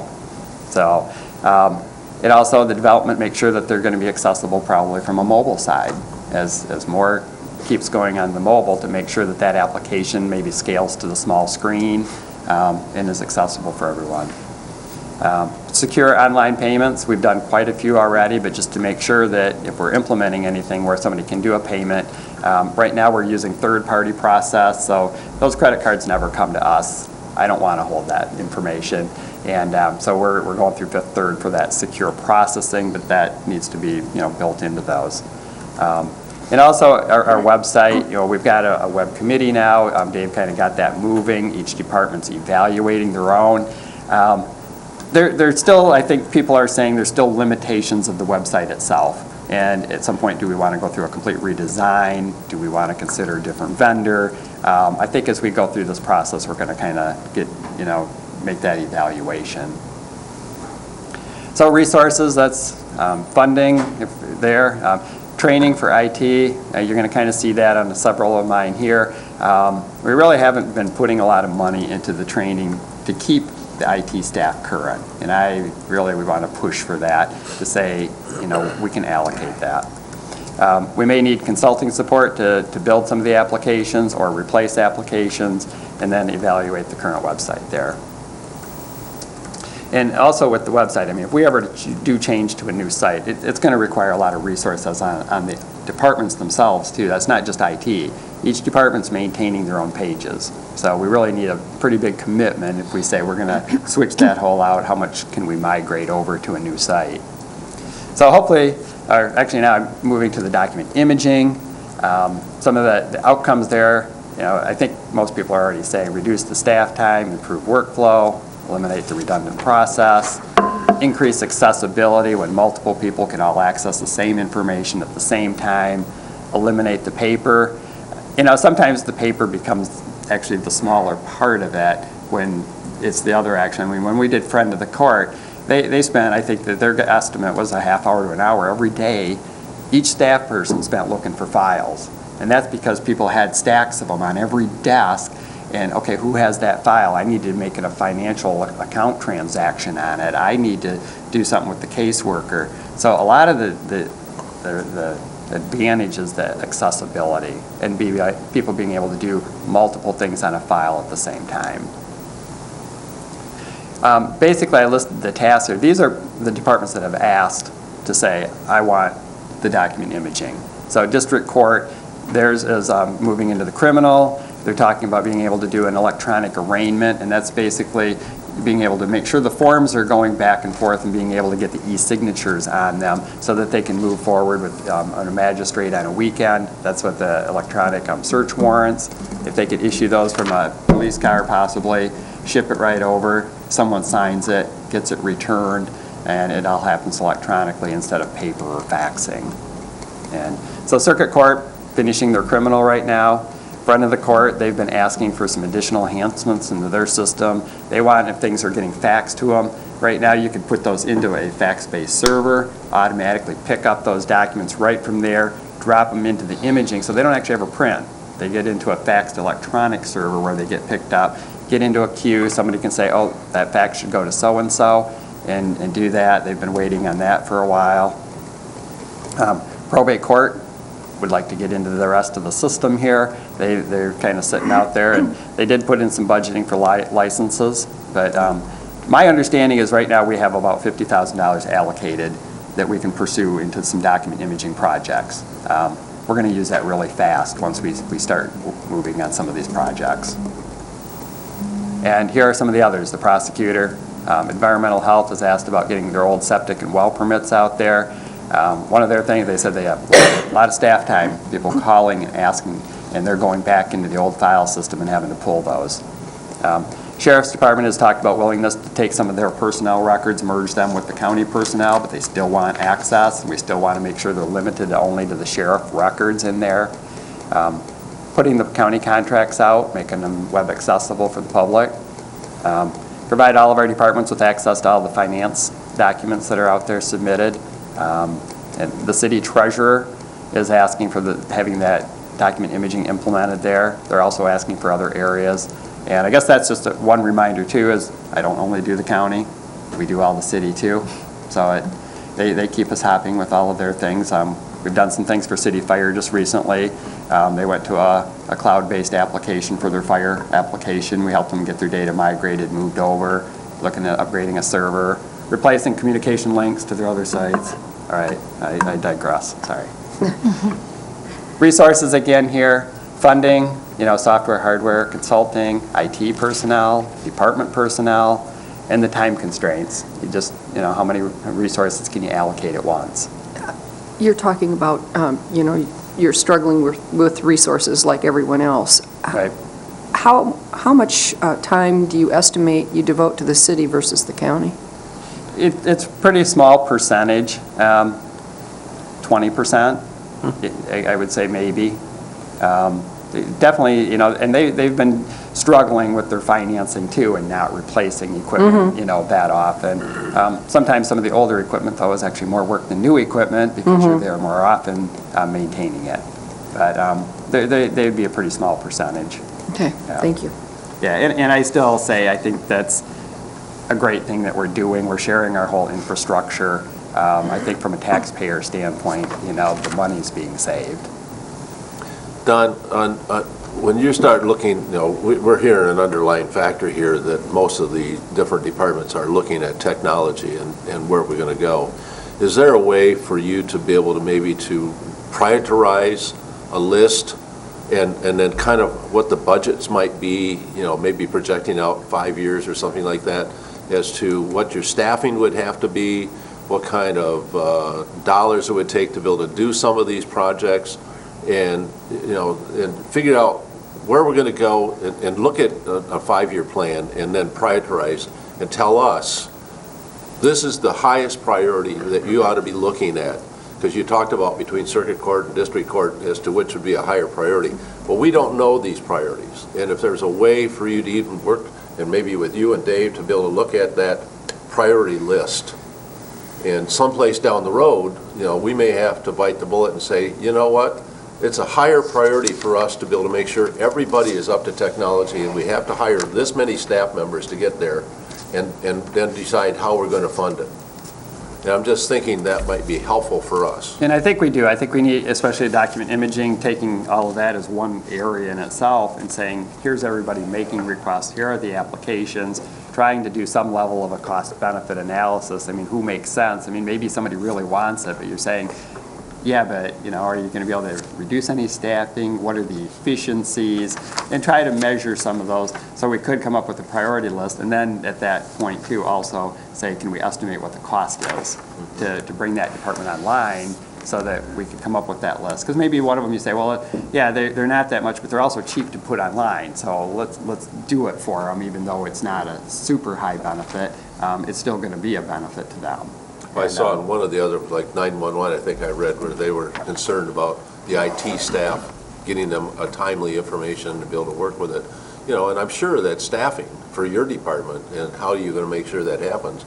So, and you got to look at the big picture, not the little one, and just figure out where this whole concept should be going for us as a county-wide.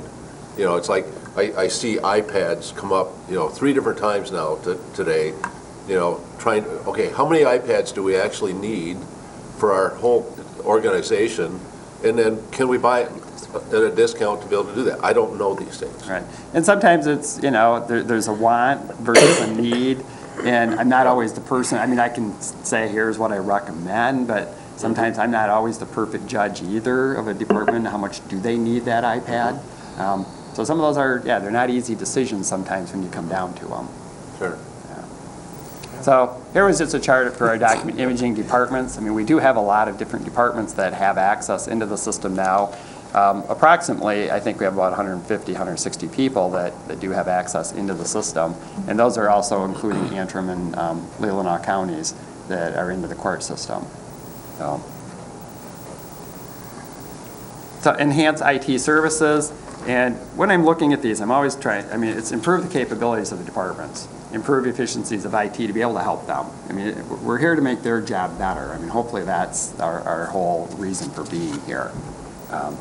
So some of those services, though, they come back in virtual desktops. This is a way, actually you're running desktops at a central server environment, and so you can leave older equipment sitting on a desk because they're accessing Windows 7 from a central host.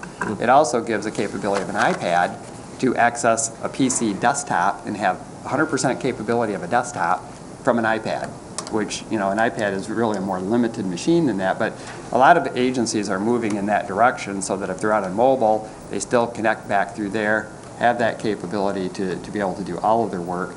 And in some cases, some people are able to give up the desktop device and go solely to something like that. Along with that, then you get into the mobile management of those devices. If they're starting to put a lot of personal information on them or county information, you have capabilities of doing remote wipes of the device and managing or pushing applications out to them that they may need. Some of it's VPN access. That's an encrypted connection to the network. And we have one method to do it, requires like this client, but we want a simpler method that basically you go to an encrypted site and it just connects you and brings you in. So that works a lot better when you start talking iPads and things. Some automated patch management, making sure Windows updates, all of our things are going properly, making sure we can fully monitor our network. So if there's a problem somewhere, somebody's having some issues, hey, it's slow over here, where is the problem? And we need some software to be able to do that. Building PC images, that allows us just to replicate an entire PC when it fails.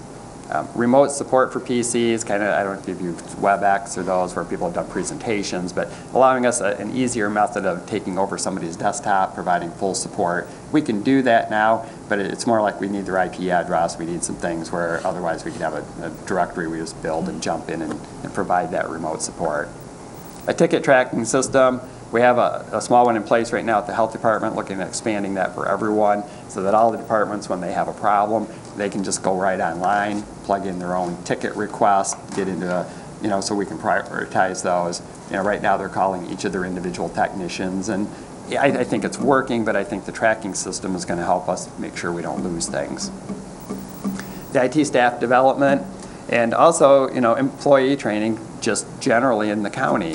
Should we be providing more? Really, we've not been providing much, but Office applications, the Google applications, and if we want to be able to provide training, it takes the time to put those things together and make sure that, but some of those we should be doing on a regular basis. I know we have new people come on board, and I'm not sure they're always able to get up to speed. Here's your computer, here's your stuff, and we leave it to the other staff in the office to help bring them up, but there's probably always a little bit that gets lost in that process, and are they really using it to the full advantage?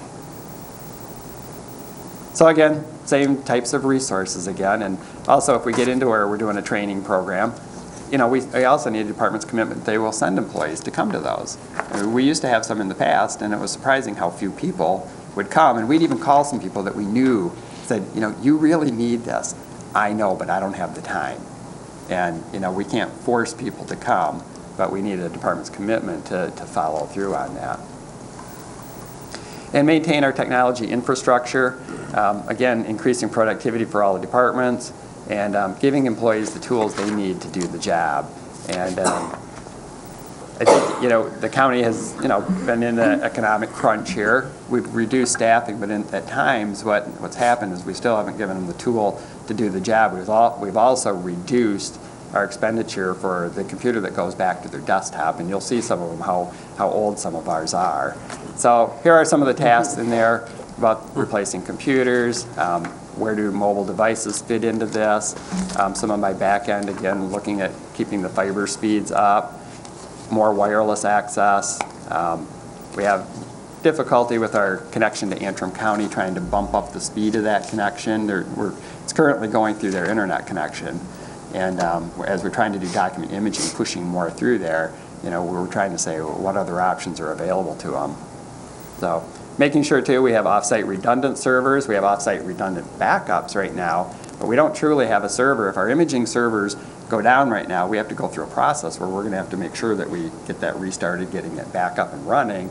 And some of those, as it becomes more and more critical, we need more like to have a cutover switch. We need to just flip over to some other environment, or they're not going to be able to work. Or Don's going to jail. Yeah, that'll be the court order. That'll be next.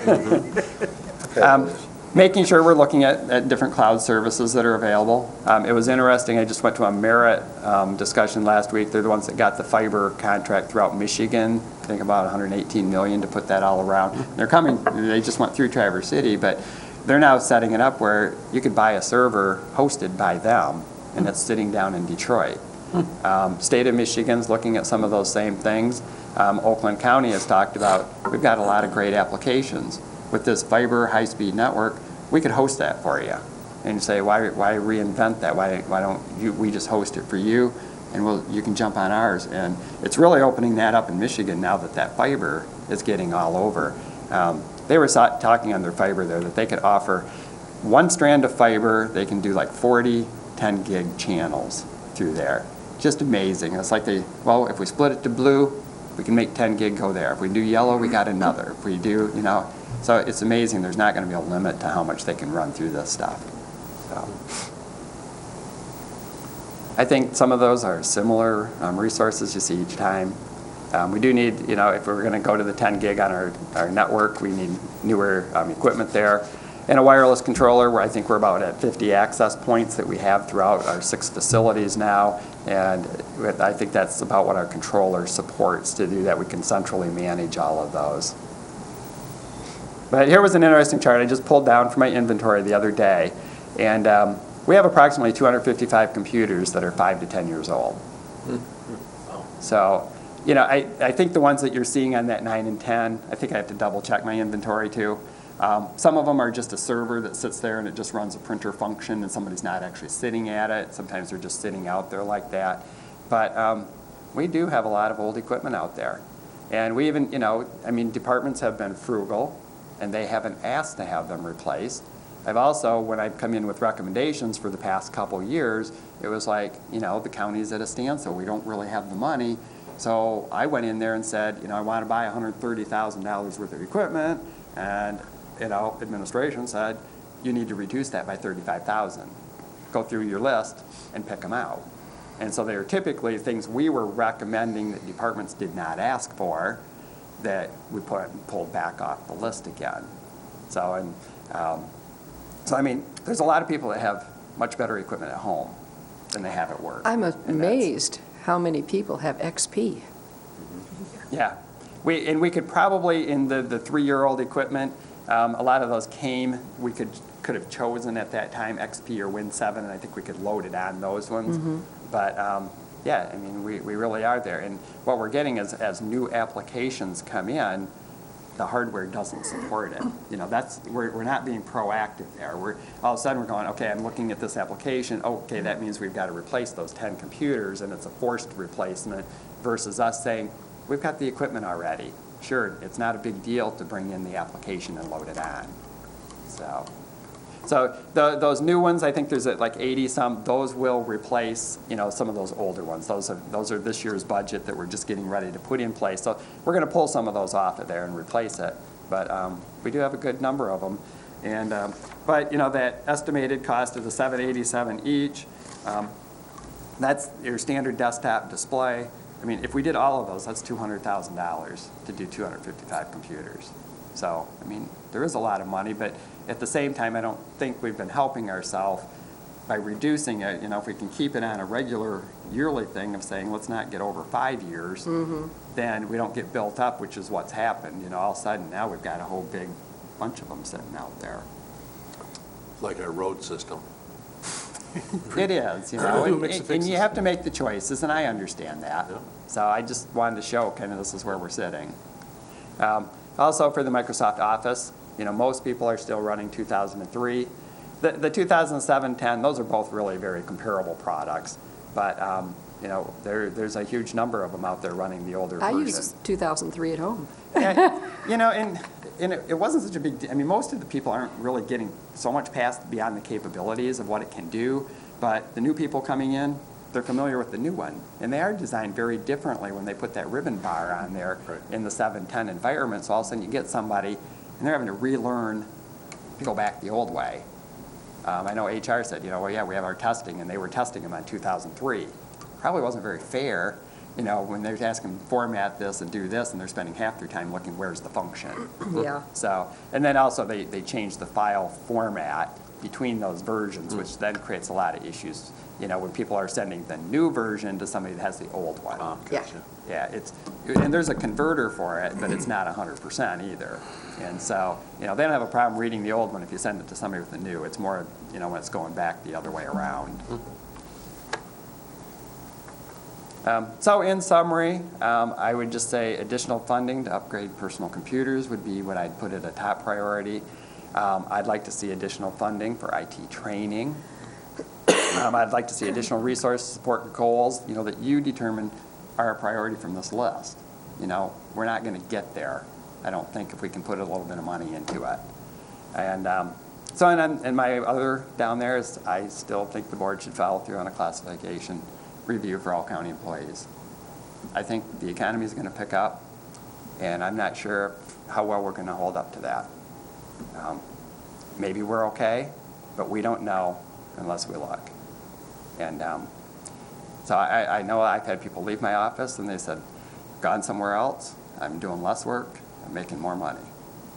And so. Okay, good. Thank you, Don. Thank you. Don, thank you very much. Thank you. Okay. Peggy, you ready?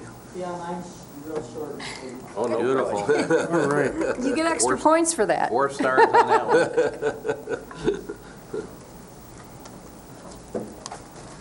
Peggy Haynes, Register of Deeds. Let's see.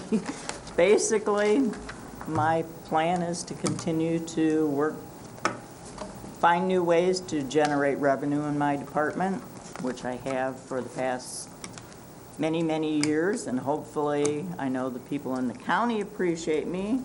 I'm hoping the board will learn to appreciate all that I do for the county.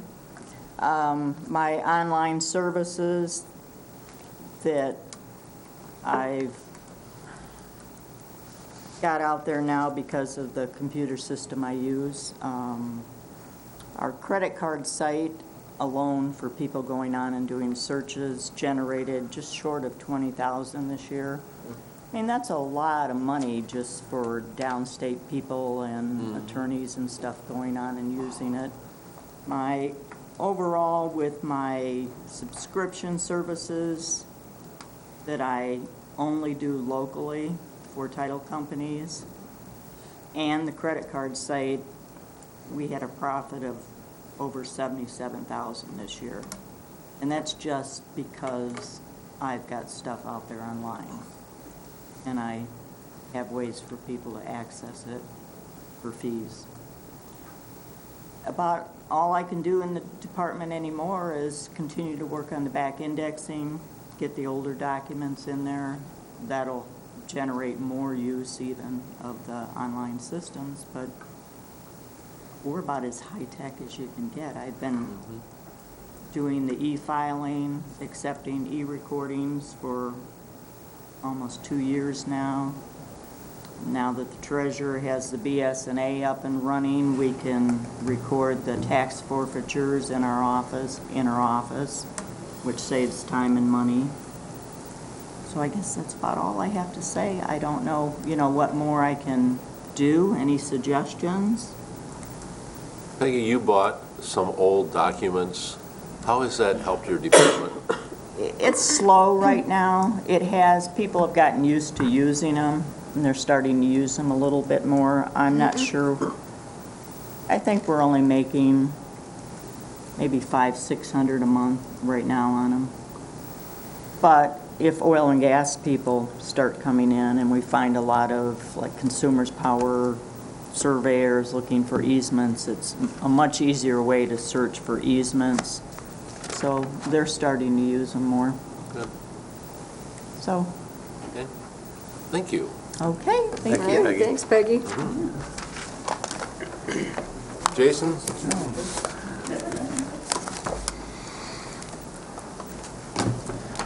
Morning, Commissioners. I expected to be one of the last people to go, and that was my intent, but I don't think I am anymore. With your overall plan that you talked about at the last meeting, Well, you know, pretty much covered everything. what I'm concerned about for the new commissioners, this is becoming a regular thing for me to come hang out and talk to you guys. I'll start my timer. First and foremost, I want to let you know, being a department that's gone through a pretty significant strategic planning process, and a department that's very plan-laden, and being here now this is my 6th year as your director, or 6th year as an employee of the county. I want to say that it's encouraging to see this type of input from department heads regarding your strategic plan. Being a department that has its own board, has its own commission, a policy-making commission at that, it's great to see how these two planning processes can come together. And I think it's going to create a better synergy for our department to succeed and help propel the county to succeed. So, with that being said, I've watched some of the presentations this morning from my office, thanks to Don's IT department. And some of the things that my predecessors, or the folks that come before me, have talked about, we would reiterate as well. The importance of IT. Don mentioned putting everybody on some type of cycle for replacement. That's something that we've started the budgeting process for in our department. I think this is the last year all of our computers in Parks and Recreation will have been cycled out, and we have no computer that's older than, I think, 7 years at this point. So that's exciting. Being a small department, I've been kind of the guinea pig for some of the newer technology, and I can attest that I know everybody's talked about technology today, but I'll be honest with you, we've had some improvements in our department over the past year, and a lot of it has to do with technology. We saw a $1,200 decrease in our budget, or from what was budgeted for copy machine use, just because of IT issues. I have a county-issued iPad, and I tell you what, I don't carry paper. Very rarely do I carry a pen around, and I can organize everything here. So this technology is a great tool to assist departments like ours that deal predominantly with external customers. So, but this has been an exciting time for Parks and Recreation, as I shared with you on Wednesday. 2012 was kind of our year of planning. We went through a organizational capacity assessment. We went through strategic planning, and we did the bulk of our master planning for our 5-year master plan. 2013, we look forward to being a year of study and implementation. There are a variety of things that have been outlined by both our Parks and Recreation Commission as well as the citizens of Grand Traverse County about what they want to see for Parks and Recreation over the next few years. And 2012 is going to involve a lot of grant writing, studying, understanding exactly what folks are talking about for us to make good choices and make good investments into the recreation estate and the recreation programming that goes on in our community. Before I talk more about our strategic plan, I want to talk about some of the things that we achieved in 2012. Not only did our Parks and Rec Commission adopt a 3-year strategic plan, but we're nearing completion of our 5-year master plan, and we're just a couple months away from having one single website to promote all right now, it's geared towards all nonprofit parks and recreational opportunities within Grand Traverse County. So predominantly in other communities, when the county, the city, or the townships handle parks and recreation, there's one-stop shopping for those customers. In our community, we're so segmented that there's never been a one-stop shop. So folks moving to our community don't know where to find information. But we've banded together with the Parks and Recreation Network, all of those organizations, to say, how can we get the word out? And it's that one-stop shopping hub website that we're developing. Training happened yesterday and the day before, so that'll be up and running probably mid-March. And just to give you kind of a perspective of how we did in 2012, this is something I'm going to be bringing up with Parks and Rec Commission next week. But in 2012, our department saw a positive budget variance of $46,000. Our budget we came in $46,000 better than we budgeted for in 2012. And a key part of that was we've come leaps and strides in closing the revenue gap in the pool. I know the pool is always a contentious subject, especially when we're talking about subsidizing the pool. But I'm excited to tell you that in 2011, our revenues fell short of our expenditures by $78,000. In 2012, it fell short only by $34,000. So that's a 56% improvement in how we've run the pool in 2012 versus 2011. It's a pretty astounding number when you consider our budget's $680,000 this year. So, that being said, our departmental mission, as has been provided to you in the documents I submitted to the county administrator, is to enhance community and quality of life through people, parks, and programs. One of the things that, in kind of trying to get a 10,000-foot view of our strategic plan to talk to you guys today, I was thinking about it, and there's a lot of talk right now about placemaking and what placemaking really is, and it's kind of a nebulous concept. But I'll be honest with you, in looking through our strategic plan and what it aims to achieve within our community, and this is where I'm leading with this, is an investment by this board for time, for understanding, discussion, and maybe a little bit of financing. This board can invest the most in placemaking through our Parks and Recreation Department. Our mission statement could really be reworked to saying we enhance the community and quality of life through placemaking parks and programs, because that's what we do. Our strategic plan has been outlined, and what I've provided to you is directly from our Parks and Recreation 2012 to 2015 strategic plan. Our department has a vision, which historically we've not had one. We've had our department's been around for 40 years, and we're really working out of a hole because there wasn't a lot of proactive planning associated with our department. But that's something that we're focusing on in order to achieve some of the goals we've outlined. Our vision statement, we want to expand and be more responsive. There's always criticism that the county is not as responsive as we could be, but our department's trying to be more responsive, specifically to the citizens that utilize our parks and recreation services. We want to expand programs and services to the community. That was outlined both in our strategic plan, but it was also outlined and reinforced by the citizens that came out and gave us input related to our 5-year master plan. They said some of those same exact things. We want to strengthen our financial sustainability. Since 2008, our general fund allocation, which is one of our top 3 revenues into our department, has been reduced by 62%. In 2008, it was roughly $450,000 of investment from the Board of Commissioners to Parks and Recreation. This last year, it was $170,636. So we've seen that type of decrease in our revenues. Over the course of the past 4 years, we've not been able to increase our revenues, increase new revenues, or create new revenues, or increase our revenues as quickly as we've seen it cut in revenues and investment from the Board of Commissioners. But our Parks and Recreation realizes that's not only a trend within Grand Traverse County, it's a statewide trend for Parks and Recreation, national trend for Parks and Recreation. So one of the things our department is focusing on through our strategic plan is becoming more financially sustainable. We're one of the few departments that brings in a significant number of revenues. We don't bring in nearly as much as Patty, unfortunately, but our department does bring in a tremendous number of revenues, and there are efficiencies that we can make to make our department shoulder more of our load.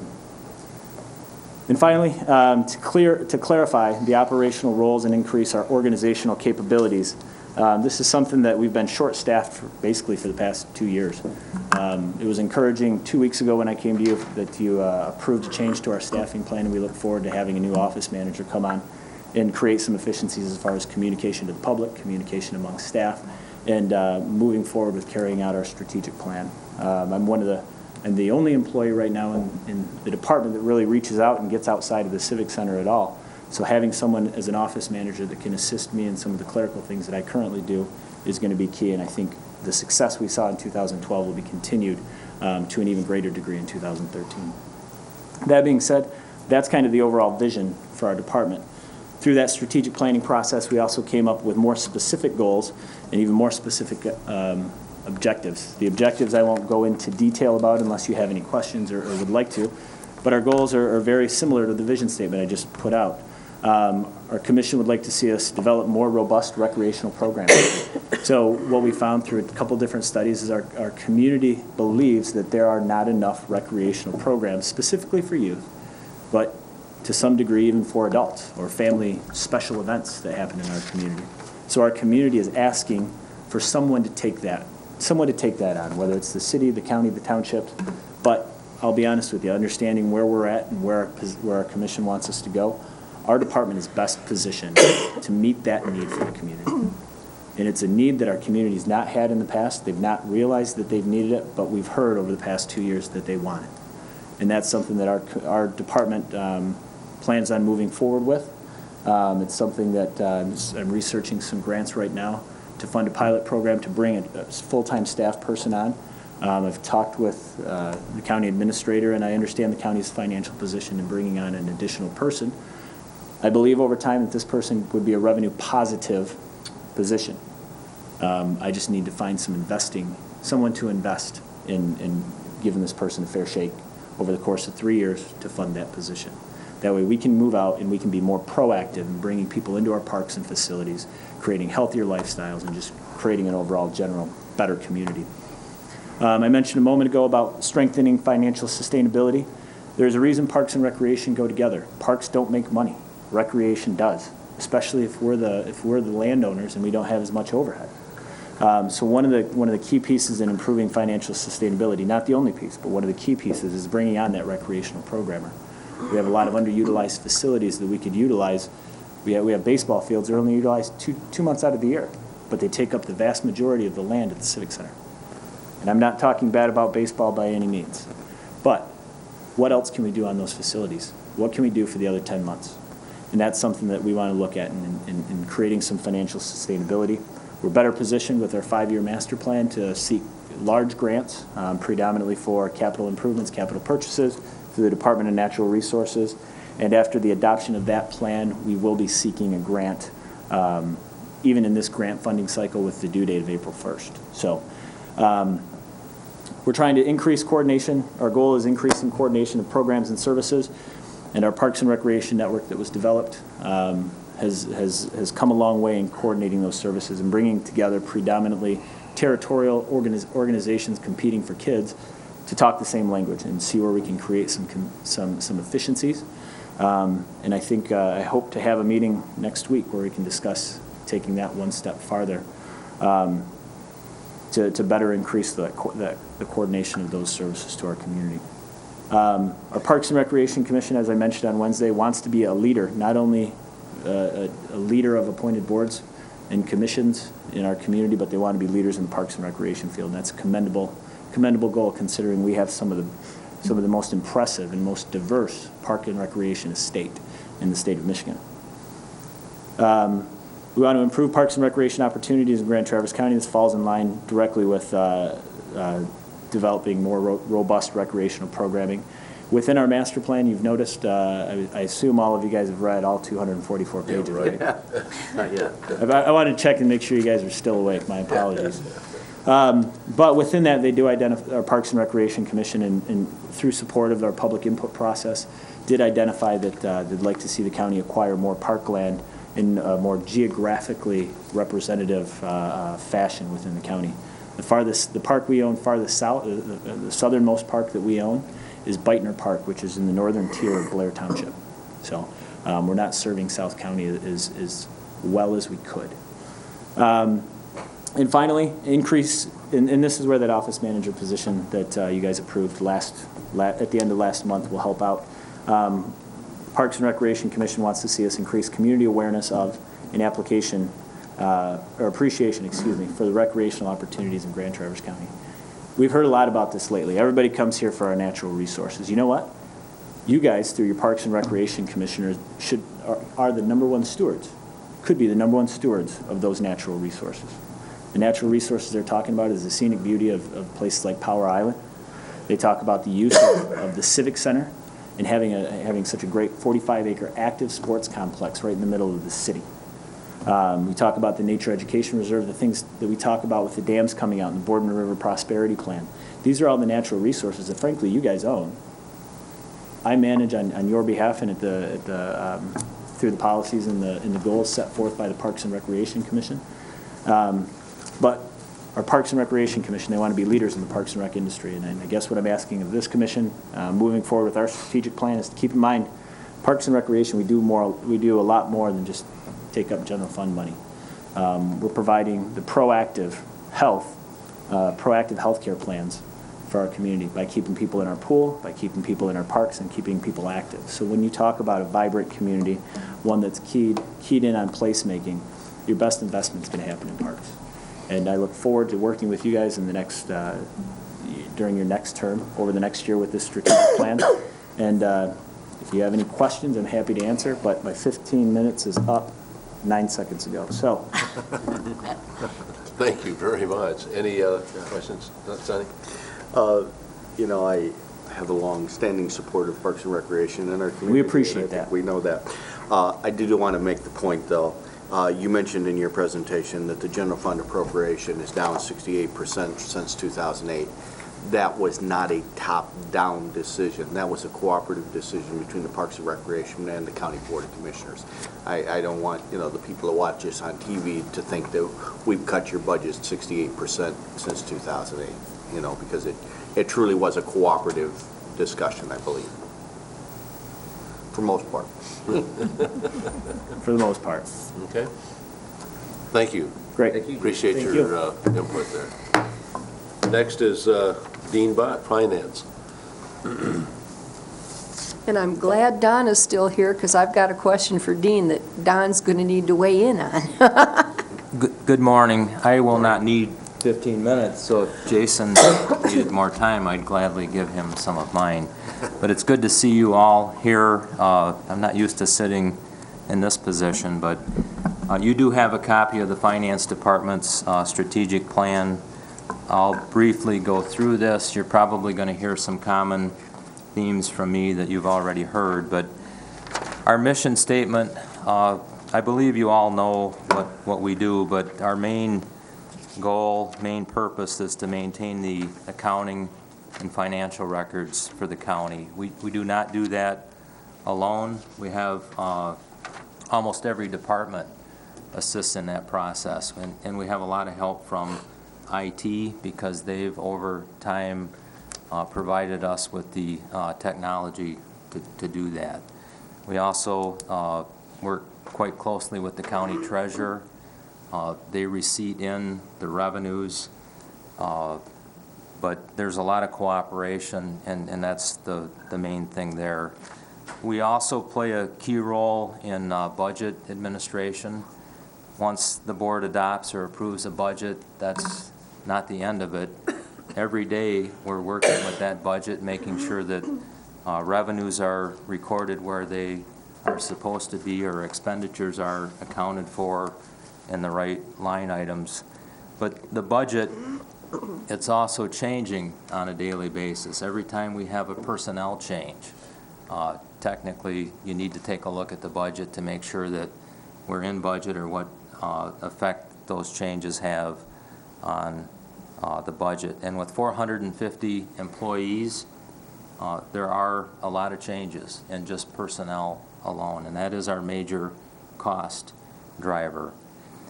If you look then at our core services, it's kind of hard to make this as exciting as some of the presentations I'm sure you've heard. There's not a lot of fun in paying the bills or processing payroll. And you look at some of these items, we do a lot of compliance.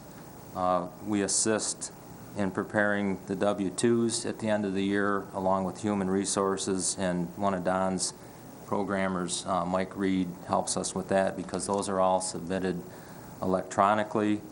And when you consider that we roll in third-party sick payments to that, and we have to include or consider research and be aware of all of the changes from the health legislation that we've had to deal with, we do all of that together with a number of other departments.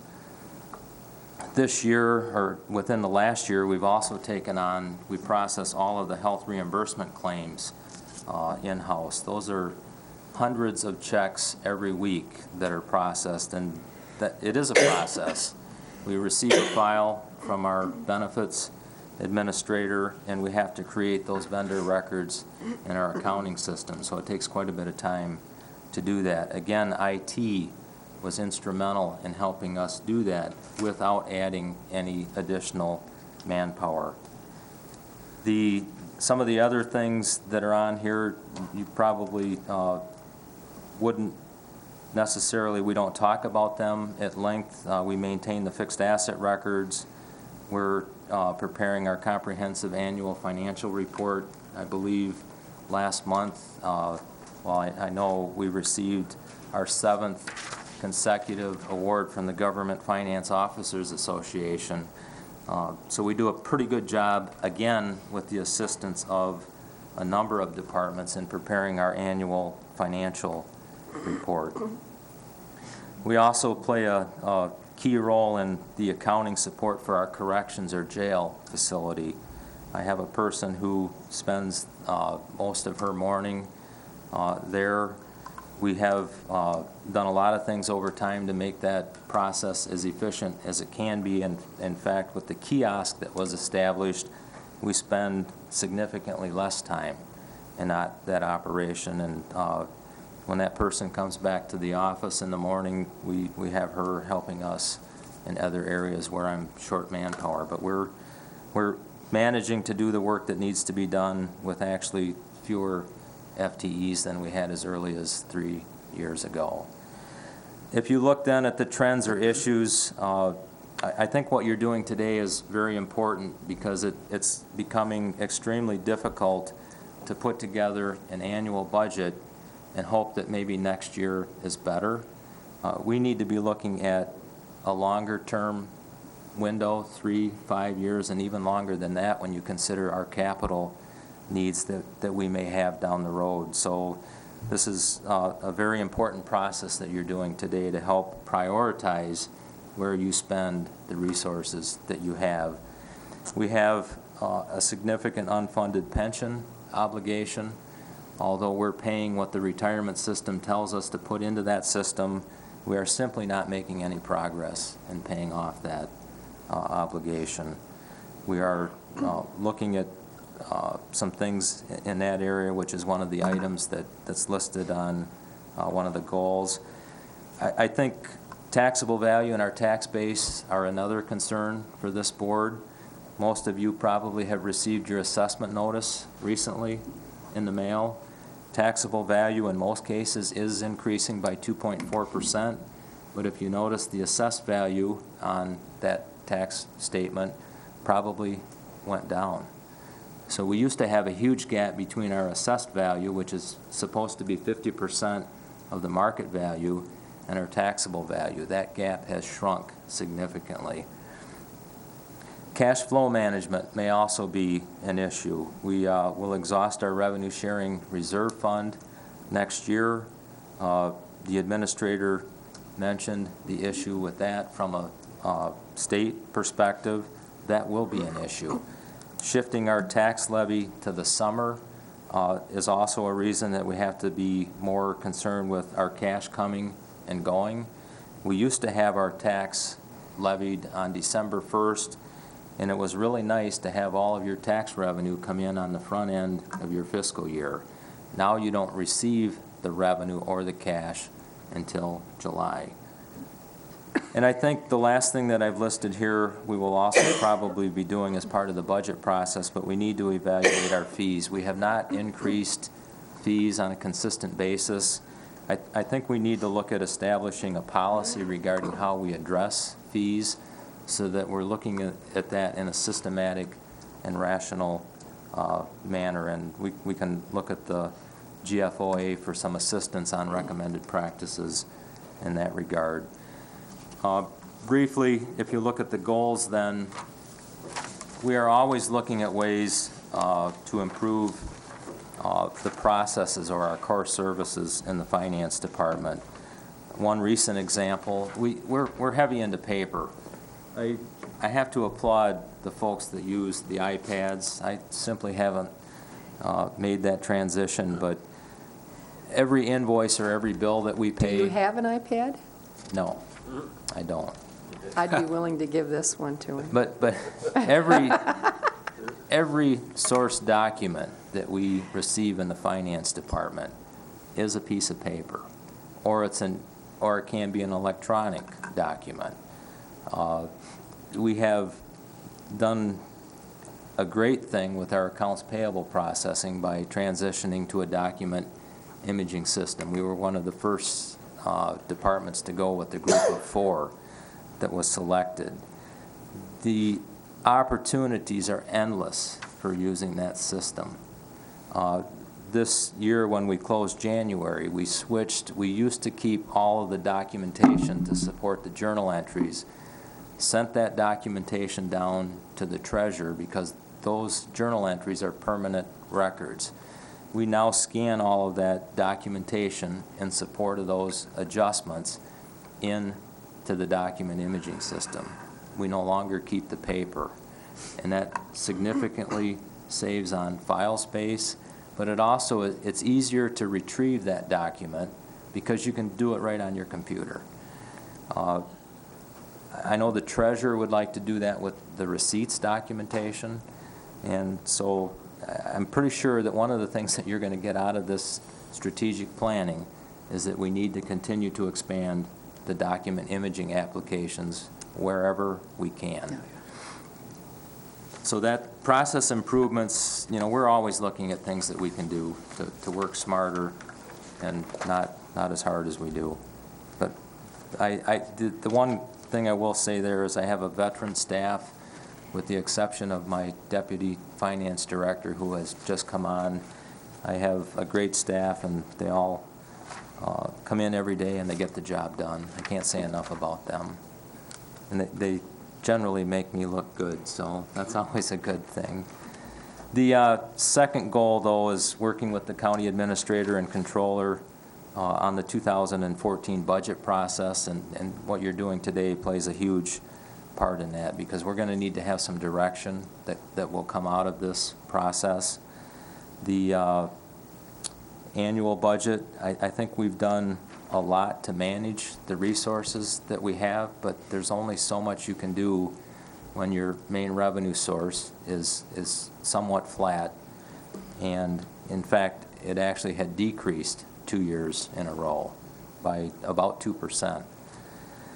So we're already looking at an annual forecasting model. I'm providing some information to a individual out in California that Dave and I have reviewed their work, and we think we're going to be able to give you a tool to look at some of the trends that we've seen in our annual numbers back through 2000 to be able to do a better job of forecasting what we're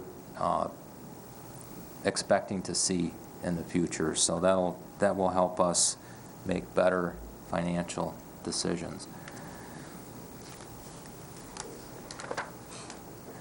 The third goal, I briefly mentioned, I think it's very important to look at all of our revenues and expenditures to do what we can to either increase revenues or to reduce expenditures. On the expenditure side, the big thing is taking a serious look at our pension obligation.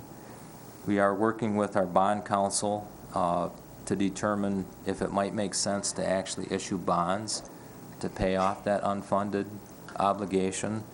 Yes, there are risks in doing that, but the current laws that are on the books, that are recently passed piece of legislation, requires a very comprehensive plan to make sure that when you do that, you're actually accomplishing what you're setting out to do. We'll report to you on that as we work with our bond counsel on that. We have provided them information to do that analysis, and that will be very interesting to see if the debt service on a bond issue would be less than our accelerating or increasing obligations under our pension plan. We did meet with the folks from MERS in January. They have a new CEO. We had a very good meeting. They're actually listening to us. They're hearing that our budgets are under significant pressure, and there may be some relief from the retirement system as well. And lastly, to give you an opportunity to grill me, we have, because of the budget constraints over the last several years, been very lacking in staff development and training. There just have not been a lot of dollars, and for those of you who know me, know that I would put together, which I have, a very conservative budget, and simply have not requested money for training. But you know the consequence of that. It's not good. So we do attend the internal training that is offered, both the MLK training and the supervisor training, but we need to do more in that regard. So if I can leave you with one request, or one thing that I think is most important, is we are asked, I believe, on a regular basis to do more with less. Everyone that I've worked with at the county is willing to do that, but we need the technology in order to do that. We are not replacing our computers and our equipment fast enough. The computer that I use takes forever to sign on in the morning, and I'm not knocking Don. We put Don in a bad situation, so we really need to make sure that our departments and our employees have the technology that they need to do their jobs. Good. Questions? Dan? For both you and Dave, I know I'm really green, but is there a way, we hear this technology thing and everyone's asking for it, and it looks like it can actually save us money. Is there a way to forecast the savings? On a case-by-case basis, yes. I just wonder, you look at it and you think, oh, it's all this money we're spending, but if we spend it, we might do better. And there's two pieces to this. It's not only do we save money, but are we providing the public with the services and the accuracy and the timeliness that they're expecting? Well, even if we didn't save money, if it came out even and we did what you just said, it would be worth it. Yes. And I wonder if there's a way to crunch numbers to see it. Well, Usually what happens, and I can use my department as an example, I have one employee who is transitioning to retirement. She was a full-time FTE. We have her working 2 days a week and we've been able to keep up with our workload based on all of the process improvements that we've done and the technology, having the software to do things that we were maybe doing manually. The document imaging itself, instead of having to add an additional person to process accounts payable invoices, I don't do this on my own, we've been able to do that with one person. But in the finance department, with a little bit of technology, I can reduce that FTE, the 2 days a week, and probably eliminate that position. So you can quantify the savings. Bigger departments might be a little harder to do, but yes, we can quantify what those savings would be. I know other departments, or even the courts, I don't want to mention a specific court, but they have not replaced positions because of having, this technology, the document imaging. Chris?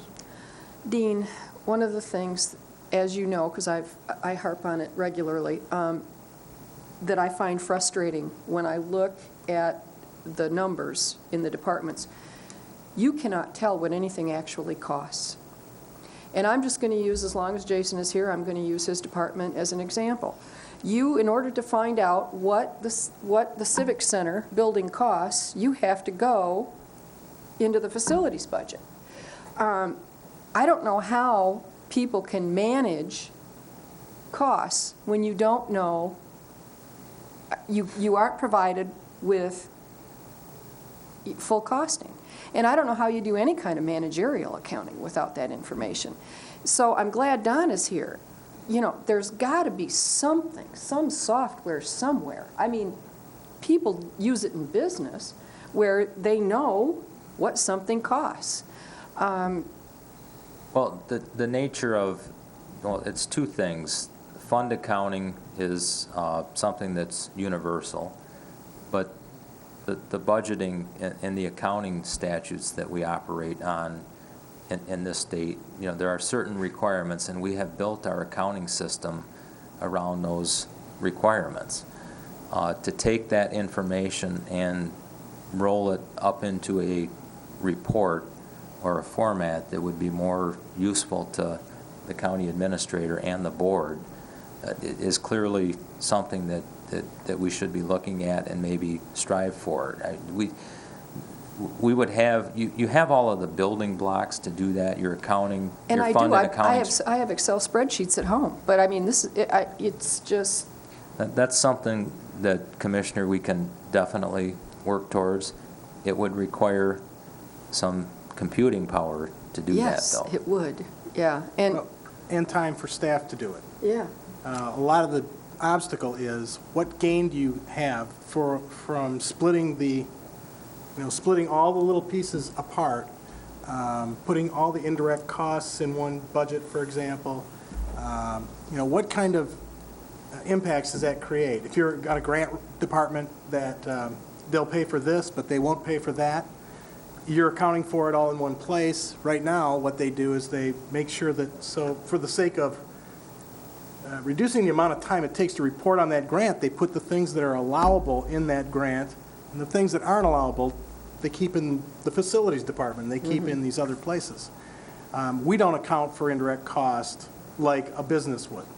We don't say, well, the lights in this building are allocated to 15 departments in the city, and we're going to make sure that that portion of it gets allocated to each one, or put a meter on each department. You can't do that. There's only so many ways you can slice it, and it takes resources to account for that, a lot of resources.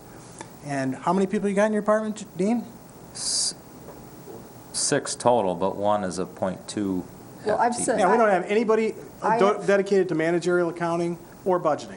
There's no budget .4. position, no budget analyst position in this department, in this county. I have said So- for years that if that his department is one of the ones that is significantly understaffed, but Yeah, if you want those kind of things, it's like it takes I resources. think you need them and it also has- in order to make appropriate decisions. Right. That's One- just my opinion, but I'm only one of 7. One last comment on that, and Dave mentioned indirect costs. We do a cost allocation plan for that purpose. There are federal and state grants where we can charge those full costs back to those budgets, and we do that where there's outside dollars to recover and pay for that cost. So there are budgets, the courts are one. Friend of the Court is the best example because 58% of that cost is funded by a federal grant. We charge those facility costs, admin, finance, human resources back as an indirect cost so that we can get that federal reimbursement. But we do not do that across all funds. That could be done. You could use your cost allocation plan to do that. However, to charge dollars back to, for example, Parks and Rec indirect costs wouldn't make a lot of sense because there's no external, you don't generate any new money by doing that. So it creates a lot of extra work for Right, a little gain. There's a lot of allocations that would be done in the accounting system, and in effect, all you're doing is mushrooming your accounting records for no benefit. But that is still something we should probably be looking at. Dean, thank you. Are you finished? Yes. I'm sorry it took so long. Yeah, you're gonna take Thank it. you very much. Okay, Jen?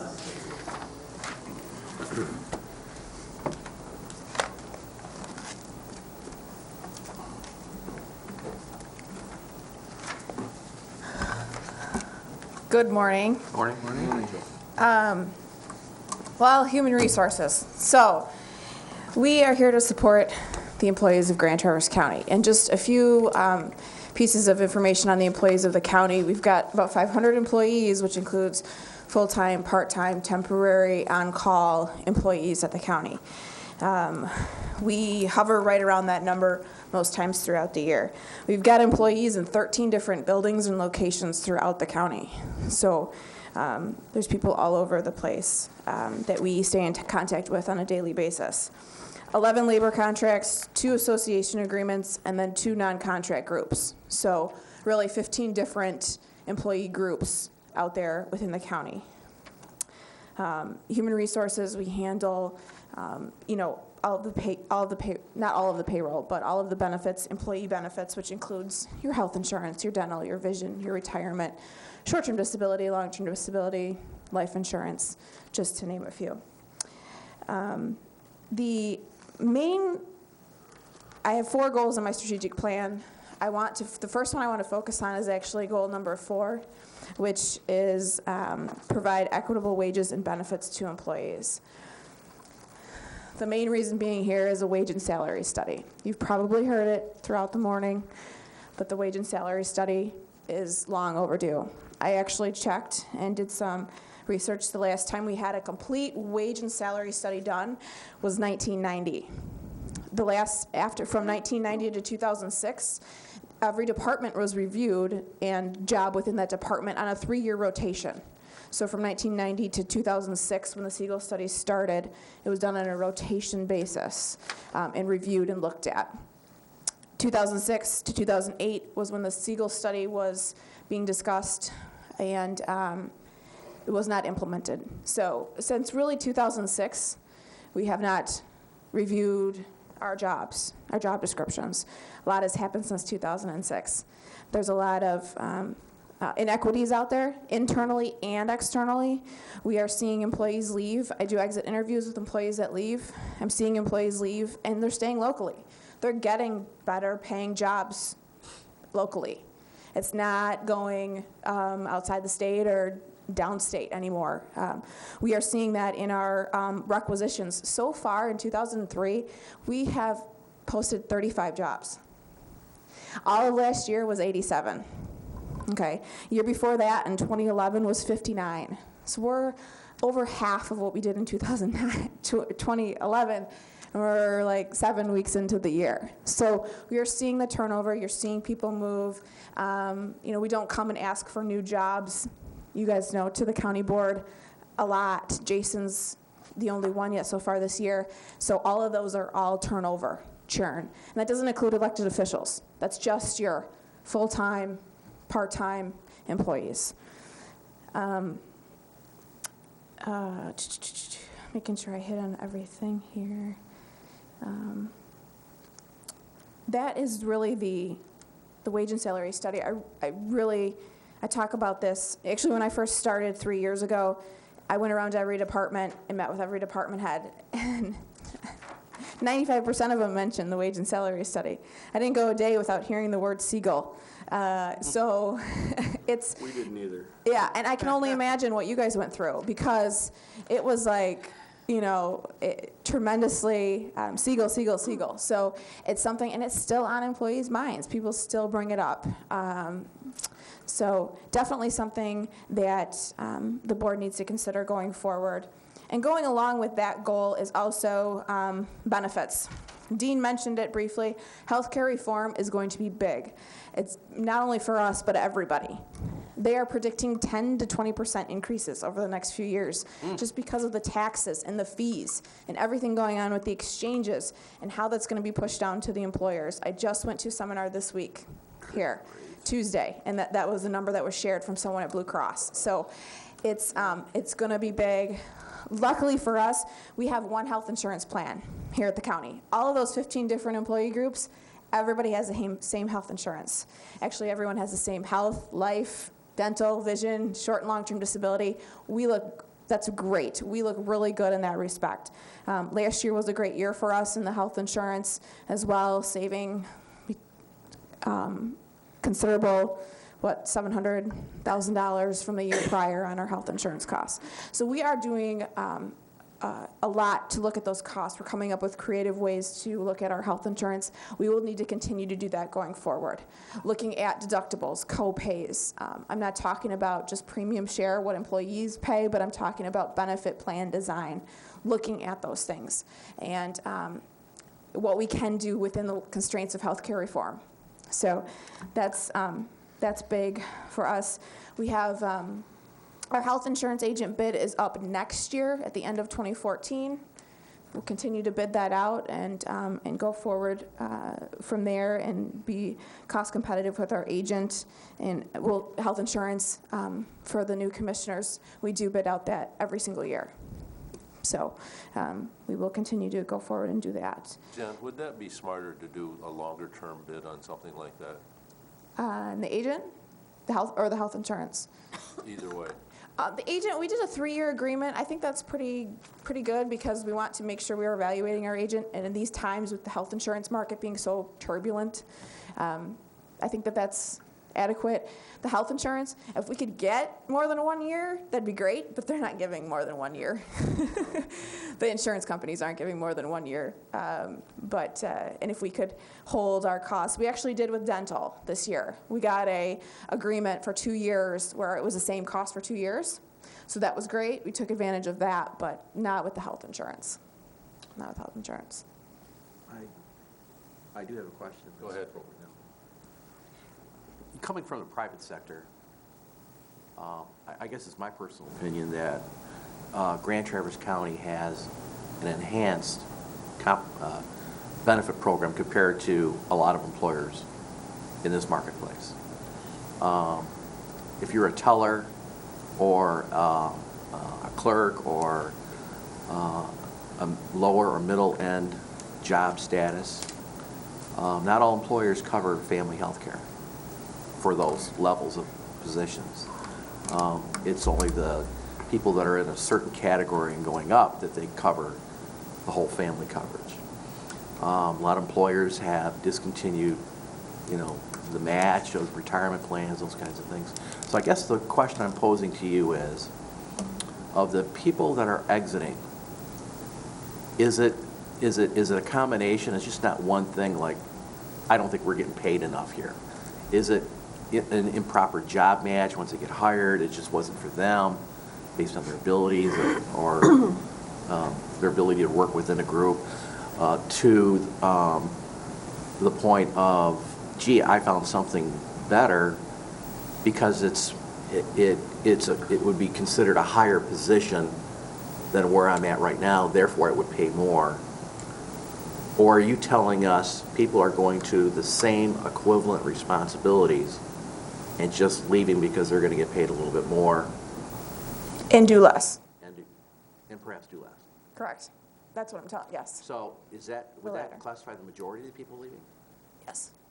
Yes, I would say so. I don't think it's a mismatch with the job, anything regarding that job, because a lot of people that are leaving, and if I'll clarify, people that are leaving and staying local, we do have some that leave to go out of state or move with a spouse or something like that from time to time, but the ones that leave local are, in the last 3 years since I've been here, the last year, definitely seeing an increase. People are going to Munson, NMC, same job or very similar for more money and potentially less work because employees are doing more with less here at the county, and at least they believe going into it they're going to be doing less. What about the benefit side?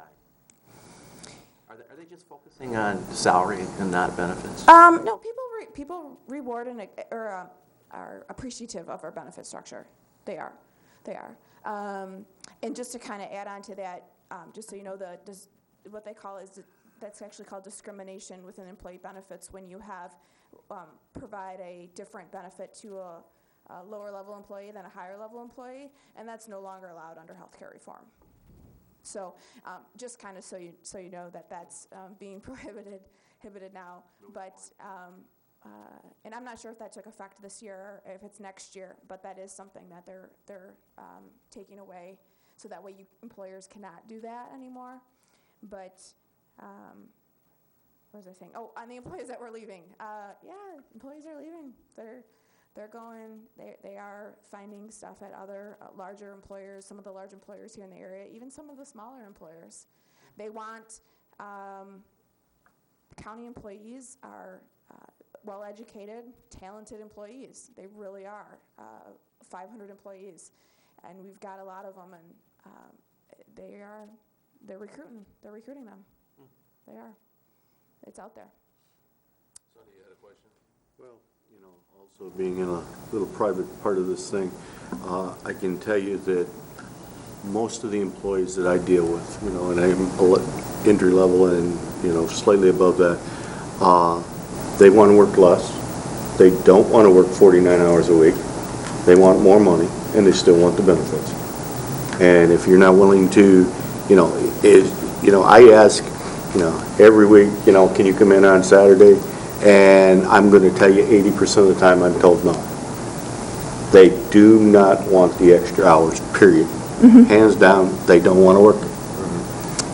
And that's unfortunate. You know, when we talk about healthcare reform, I recently had a little incident with some of this healthcare problems. And I can tell you, the size of the bills that are coming from these hospitals and from the doctors for what services were provided are just astronomical. You know, I was in Munson Hospital 3 weeks ago yesterday for 36 hours. Munson Hospital's bill alone was over $48,000. That does not include the surgeons, the anesthesiologists, the radiologists, or anything. Munson Hospital's bill alone for my shoulder surgery was over $48,000. Or your post-op care. Let's stay on track here and just. Well, I'm just saying, I know. you know, when we talk about healthcare reform and why it's going to be 10%, 20% increase, those are why it is. Until we can control the cost of healthcare, we can't get rid of that. How's the technology in your department? I think we've heard that universally throughout the day so far. We're good. We're good with technology. Honestly, we actually, before I got here, HR was one of the departments that went to the scanning system, OnBase. We use OnBase religiously every day. We've got all our employee personnel agreements are in there, or personnel files, contracts, everything is in there. So personally don't have any technology needs, but we hear it from employees. Employees that are being hired in know Office 2010. So when we test them on 2003, they have they're confused. They don't know how to pass the test, and they haven't used it. So that's definite challenge for us, and looking at that going forward. But we did actually, I think HR is one of the first. Oh, Don left, so I'll say. We did get Office 2010 in my department. So we are part of, a pilot group and currently utilizing it, which, is a big jump from 2003. I've used 2010 at home, so I can utilize it, but it's great. So I don't have any technology needs. The one other thing that I wanted to bring up was labor relations, our union contracts. That's something that Dave and I are working on that strategy going forward. In the next 2 years, all of our contracts and association agreements will expire. So we've got those ahead of us. We have great relationships with our union partners. We really do.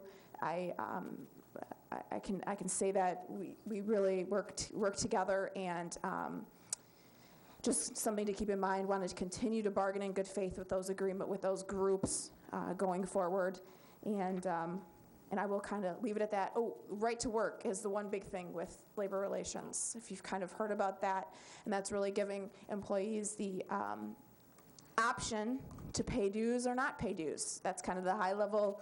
Even if you don't pay dues, you still get the union benefits. So that's going to come into our negotiations as well going forward. Now, that does not apply to our sheriff's department groups. So everybody else, though. So will you be getting us a price on doing the assessment on employee wages?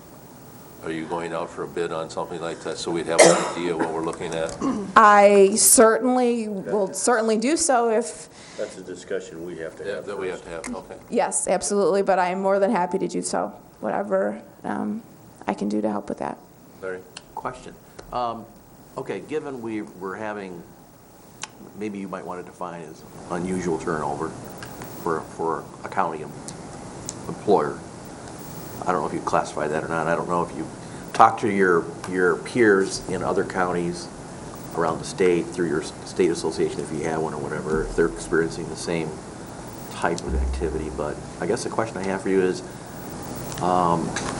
that something that other counties are seeing, similar things? The other thing is the the filling of those vacancies, are we getting the same quality of people applying for those positions that are happy with the compensation and salary as it's presented to them? And is that working out, or you are unable to fill positions because of the compensation level? First, on your first question on the unusual turnover, I don't know if I'd characterize it, and if I said unusual, but it's just more turnover. Okay. Turnover's increased. Regarding my counterparts in other places, people are seeing turnover, yes. In other places of the state, yes. I don't think we're unusual by any means, but it's coming to us now. Whereas before, I don't think we had quite as much people looking around. And we're discounting retirements, right? Correct. Okay. Yeah. And then, which we've have had a lot of, though, which takes a lot of that knowledge, Right. 20-plus years out the door. So we're dealing with that in a lot of departments as well. You're seeing that.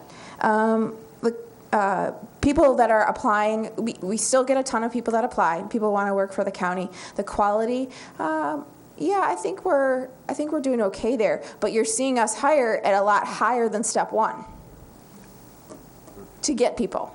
We have to hire. You know, there's 6 steps to our. We're having to go higher than step one to get people to accept our positions. Okay. Yeah, absolutely. Thank you, Jen. Thank you, Jen. Appreciate Thank it. John, Yeah. and Jean's not here? Don't take this personally, John. I'll be right back. Good afternoon, John Syke, Planning and Development Director, and I apologize, Jean is unable to be here this afternoon. What I'd like to do is just kind of give you a little bit of background on the department before I mention the strategic plan. But our department consists of 6 individuals, 6 professionals, yet only 1/3 of those are actually funded by the general fund. 2/3 of our department is self-funded through its own programs based on the revenues from those programs. So we tend to feel that we operate kind of in terms of like a nonprofit. That's kind of how our attitude is. We want to do things, and if we want to pursue those, we want to make sure that there's resources to cover those costs. We're engaged in a lot of different things within the community: land use planning, brownfield redevelopment, economic development. Housing has been our latest expansion. If you recall, the housing program was originally, just a couple years ago, was part of the City Housing Commission. And we have since replaced that, moved that program into the Planning and Development Department. And that's been able to save the county an annual allocation of $40,000. And we've, through the grants and looking at new grants that the MSHDA provides for housing, we've been able to make that position self-supporting. So that's a cost that is no longer incurred by the county. One of the things that we do is we really leverage the investment that the county makes into the Planning and Development Department. If you look at, for instance, the staffing, the investment of the counties is about $200,000 annually for a staff that has an operating budget of about $600,000. So we're able to take that money and actually leverage it. We've also then utilized that staff to go after additional resources. We're not necessarily a department that brings in revenue in terms of fees and so forth, but we have been successful in getting grants. In the last several years, we've got about $3.2 million in grants, and those are from a host of different entities, whether state entities or federal agencies. And we've utilized that money then to go forward and make future investments into the community. We've managed the EDC's revolving loan fund, which is growing and as you know, is in the process of being transferred to the Chamber Foundation to become part of a regional loan fund. We also have been building up the local site remediation fund as part of the Brownfield Authority. And so it's taking what you're investing in our staff and then building into greater investment in for the community. We've also, our department is more of an external department. We do a lot with local governments. We do a lot with other agencies within the county. We work a lot closely with state and federal agencies. So we're often out there as a kind of a face of Grand Traverse County, and it's exciting to be part of some of the discussions that are happening in Lansing. When the Brownfield legislation was just recently redone, there was 10 individuals from across the state that were part of rewriting that legislation. Jean Dorenzi in our office was part of that. She's well respected by people from around the state. The next Michigan Development Corporation, we're in conversation, we're representing essentially northern Michigan in terms of logistics and so forth that's being studied throughout Michigan. Locally here, the Planning Commission, in terms of our new master plan, we've been really integrating all of the different planning commissioners. We've repeatedly met with them and their staff at the local level to build the new master plan for the county. So it's a really ground-up approach. And they really appreciate that we're out there working with them, coming out to township halls and wherever. We've also reached out to our adjacent county planning commissions, something we don't do very often. We often look internally within the county, but we certainly think more also on a regional basis. Where do all these programs lead that we feel is really essential to our mission, and really what we're doing is carrying out the mission of this board. I think this board has been extremely supportive of the Planning and Development Department, and really we're just helping you to achieve some of your goals. Through the Brownfield program, we've been able to build tax base that create jobs, leverage the tools that we have to get private investment. Some of that private investment that has occurred also has spin-off impacts. We haven't studied yet, but our Brownfield Impact Report, which we're going to be updating this year, we are looking at the idea of what is also the off-site impacts of some of that development. So for instance, if there's a brownfield redevelopment, we've often seen in place, because it's restored a blighted site, we've seen where there's been private investment, not incentivized, but just market rate private investment occur because there's been some brownfield redevelopment. One of the things that we're looking at is, through the planning process, is targeting growth and investment areas within our community. Not just in Traverse City, we're working with Green Lake Township on Interlochen, we're working in Kingsley, Fife Lake, we work with Acme and so forth, to identify these areas and really provide a lot of resources for them so that we can help leverage the investment that's already been made there in terms of infrastructure. Our land bank has been really working hard to get properties back on the tax rolls, and then the housing programs, I think, is something that it provides value in not just assisting with the redevelopment of homes within our community, but ultimately the redevelopment of those homes improves neighborhoods, and improves property values. So eventually, all these things really add to increased value within our community, and hence then result in increased revenue.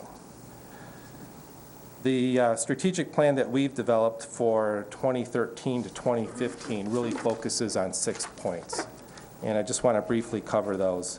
The first one that we have is plan for town centers, village centers, and key corridors where there is existing infrastructure as a priority areas for new development and redevelopment. And that's something that we're really excited, because that came out of the discussions with the local planning commissions. And what we're calling our growth and investment areas, those are places like I mentioned, like Interlochen, it's Chum's Corner, it's Acme, Kingsley, Traverse City, Garfield Township, areas where we have the infrastructure, working with the local communities on best incentivizing and providing resources to facilitate the growth of those areas.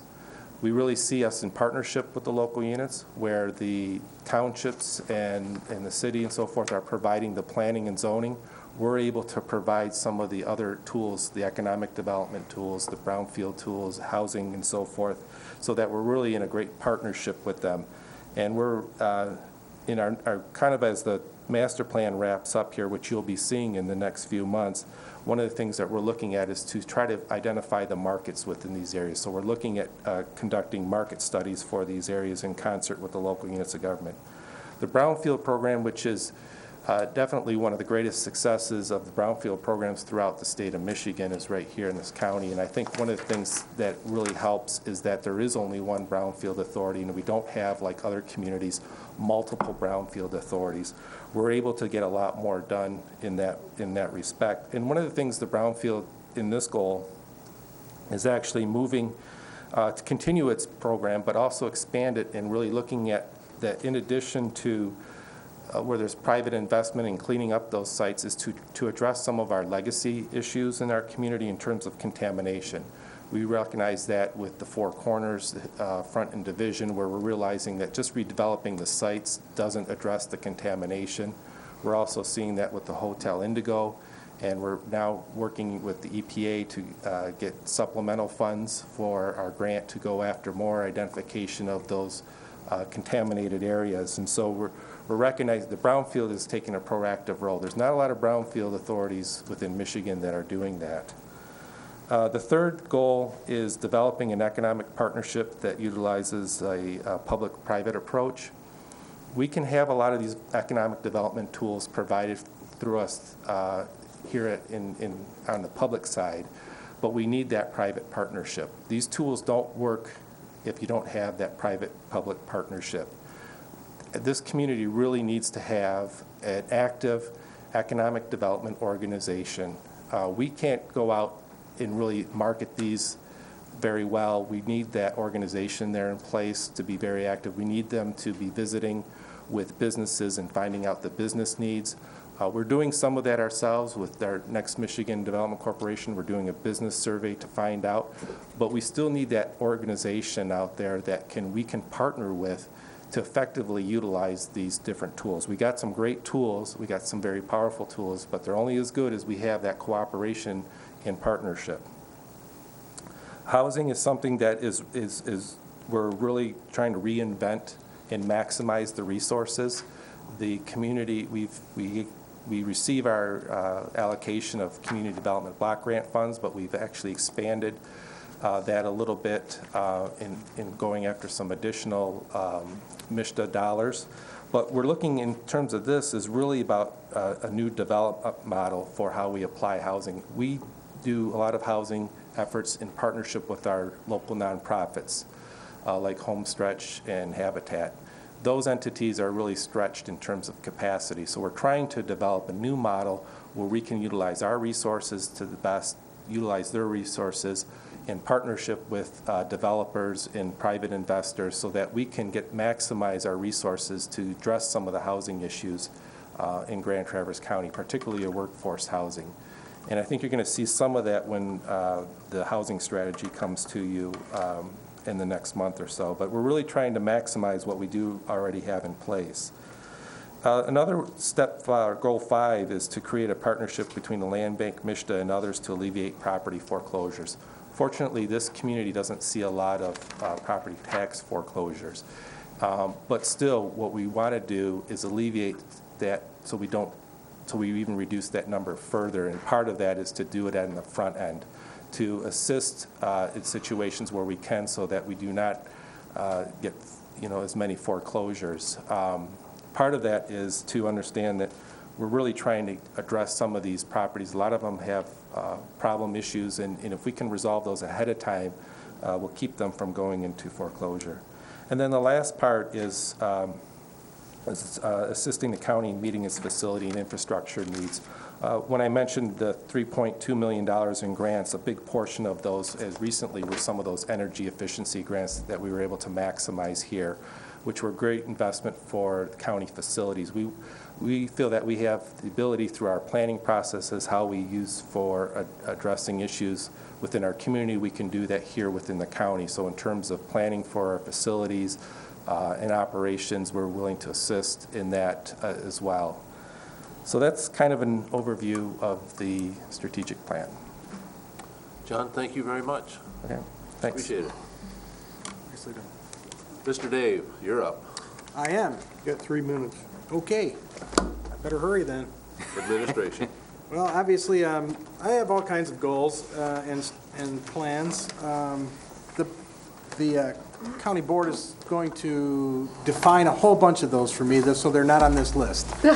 Yes. So, but I took a crack at what I thought some of my key roles were here in the county, and one is to foster a motivated and a productive workforce and make sure that we have people that are all kind of feeling that they're part of the same team and working together and kind of bring the board's mission and each of their departmental missions, the judges and everyone together to kind of be reading on the same page and going in the same direction. So, the whole point of all this is customer satisfaction. We work for a lot of folks out there. We work for our citizens. We have frontline services where we have people interacting with people on a daily basis to regulate them. We have all kinds of things going on, all the way up to working with the governor's office or the federal government on some issues, and everywhere in between. And, what we have to make sure is that we're providing all those customers that we have with the professional workforce and, all the things that, they need from us.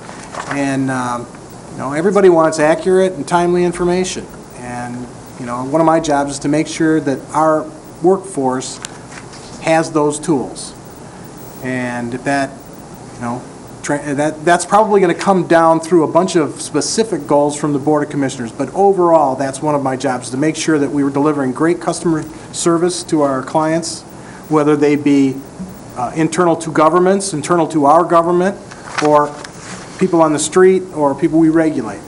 We have to be delivering top quality services accurately and on time. We want our employees to feel that they're treated fairly, but we also need to be mindful of the finances of the county, and that's a process as well. So part of all that, keeping everybody, high levels of job satisfaction and good customer service, is making sure that we have people who feel invested in their county. That it's not that we don't have a retirement program making them stay because they're going to lose their retirement if they leave. We want them to stay here because this is a great place to work. They see what their job is and they understand it, and everybody's working together to get it all done, and they're very proud of what they're doing. And part of my job is to make that happen. And you can see that I've got a few goals down there to make that happen. We've certainly got to work on our negotiation strategy. That's one of the key things that has to be done this year. And that's not a goal that we put on our agenda. That's something that is put on our agenda for us. So I'm going to do my best to try and put together a very rational and comprehensive and fair negotiation strategy for us to move forward with the compensation and benefits for our workforce, and make sure that it also responds to what our public is, interested in. I want to make sure that I keep the communications internally and externally flowing, so that misunderstandings don't develop, because that's the quickest way to get into the political trouble and to have negative thoughts start to fester, is by not communicating properly and not communicating very well with people. We need to make sure that we are,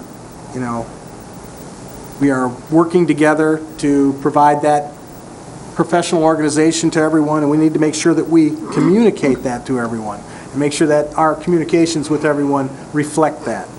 So, and a third thing is to foster our intergovernmental relationships. Here in Grand Traverse County, it's been a rich history of intergovernmental cooperation, and there are, with the tight financial conditions that we all find ourselves under, not only the county, the cities, the villages and the townships, even the state and federal government, we all have to provide these services with less cost. We're asking our employees to do more with less, and even sometimes they have to provide less with less. They have to actually cut back on some things, and I have some, interesting examples of how that actually works. But we still have to provide, great service to our customers, and we all have the same objective.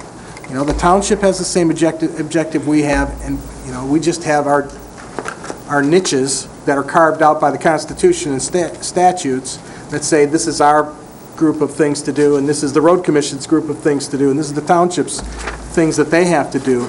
But we all really need to work cooperatively to do that as efficiently as possible, and everywhere that county government can help out with that and afford to do so, obviously, we need to be constantly looking for ways to do that. And I think that we've got a couple things coming up. The Veteran Services in Benzie County, Leelanau County has approached us on, some other things. So we've got, soil erosion services down in Benzie County that are approaching us about that right now. We're open to that, and we've got road issues. We have to start thinking about that. I think that just because we haven't taken over the road commission, or we're not the road commission, it's no less of a problem because it's our community. It's our community. We all share these problems. So we also have the tribe. We have a tribal community in our that's very valuable to our community. It's done some great things for our community. We have been talking about some issues relative to the compact that's out there and the way that's written and what we think it ought to be interpreted to say, but for the most part, I mean, they are our partners, they are our neighbors, they are, friends, they're part of the Grand Traverse County community, and we need to work cooperatively and with them with great respect, and I think it'll be, our community will benefit from that kind of a relationship. Lastly but not least, I need to provide great administrative services to the Board of Commissioners and to provide accurate and timely information to you. I also need to, I have goals that you're going to provide to me. I have goals that I'm going to set for my departments. I mean, they came up here and said what they thought, but I have a laundry list of things for Dean to accomplish, and I have a laundry list of things for Don to accomplish already. Don wasn't aware that, getting security all coordinated was going to be a top priority of his, but I kind of interjected that that's what we were going to work on. And that wasn't on his list that day. I approached him on that. And there are a number of things like that he's, the replacement of computers and software, having a schedule, putting this all into a comprehensive kind of budget that cycles throughout the next several years. Those are all things that I put on his plate that, generally that's not something he came up with. It's something that, it has to come from the top down. Some things come from the bottom up, but some things come from the top down. And lastly, I also have a administrative office that I have to maintain. And there are a couple things in there, if I were to talk about ought-tos or want-tos, that may or may not ever occur. One is, a number of years ago, to save some money, they got rid of central purchasing and contracts administration and procurement, and let the departments do all their own thing. And I personally don't think that's the right way to go. I think that's penny wise and pound foolish. They may be doing it, but they may not be doing it very well. I think we had some issues with a recent bid process that came through us, and we looked at the way the specs were done, and it was not to the board's liking. That has to do with not having a trained professional that does nothing but bid specifications and works with contracts and vendors and knows what should be in those. I agree with you on that. So, that's one thing that I think we need. And another thing is, It's necessary. yeah, and I think we talked about it just a bit earlier. There really is nobody doing budget analysis or managerial accounting or any of those things. There are a number of things that we do even collaboratively. I mean, I'm all for doing things, if we can all do it together to find a way to do it. If the county can provide contracted services to a township or to another unit of government somewhere, that's great, if we can make it all work. But I'm not too thrilled with the idea of the county subsidizing those specific benefits for specific local units of government and actually using county tax dollars to pay for a specific township service or a road commission service or anything. We need to fully cost everything that we do and charge the full amount. And if that means that they don't want to do it, well, I guess that means it's not the right thing to do as an intergovernmental gesture. But for us to assume the cost and let them get away with spending, a smaller amount to let us subsidize their costs, you need a managerial accountant or budget analyst to do that. And we don't have anybody on staff that is currently set up to do that. We've got an accounting staff that has a full-time job, and I've got an office manager and a couple other folks in my office that service you and service me and service, Yeah. you know, but You think that guy would pay for himself? that's a good question. Yeah. You know, I could, Nice, though. yeah. Yeah. It's just something to think about in the future. And of course, you know, always we have to maintain the fiscal integrity of the county, and that is a major project. I think that the 3-year financial plan, and I've outlined to you, and you've been very supportive of, will be a very interesting thing for you to look at. It's of course all based upon the assumptions you put into it, but if you think, you know, in 3 years, we're going to lose revenue sharing completely, and you put that out there, your line changes quite a bit, and you have to start preparing for those eventualities. There's always uncertainties in your future. The bottom could always drop out. There's always risk. But having those plans in place and having different ways of looking at it will help you feel more comfortable about the decisions you're making. When somebody comes up to you and says, we need more of this, that, or the other thing, you've at least, you have an idea of what that means, how that changes the line, based on the assumptions you've got in there today. So those are kind of my goals and my thoughts about. Larry? David, I know that you've got a longstanding career in county government and have had extensive relationships with county administrators throughout the state, and even beyond that, with your, hopefully your newly reborn NACO relationships. And there's 3 things that I'd like you to look at to see if they make sense, based on what other counties are doing around the country, and some in Michigan. They have, like you said, they have an internal, external, no, but they have a purchasing bid agent, okay? That person's in charge of making sure that everything's bid out, all the specs are apples to apples, and instead of relying all the department heads on doing it, let the departments manage their departments, have the expert work with the department managers to send out all these bids, the specs, and get them professionally done, reviewing them professionally and those kinds of things, make sure they're apples to apples, complying with policy. I like that. The other issue is I've seen some counties that have a person that's in charge of internal and external communication, a public information officer. And, you know, really the only source we have is if the paper covers a story or if 9 and 10 comes in, then the public learns about something. Not everyone watches this on TV, and it's a great tool to be in webcasting and TV, but not everyone does that. And they learn about the government by seeing it on TV or reading it in a newspaper, and that's when they approach me. And there was an example when I went to NACO a couple years ago of someone I had met that is in the same size county and same size city approximately, and the city and the county shared this person on a full-time basis. She was a full-time employee, but she worked, you know, there was a splitting. There was a, you know, either she was a county employee and they contracted with the city, or it was vice versa. Right. But there was enough going on between the county and the city to justify a full-time person to do this particular function, to get all this information out to the public, work on the website, all the components of internal and external communication.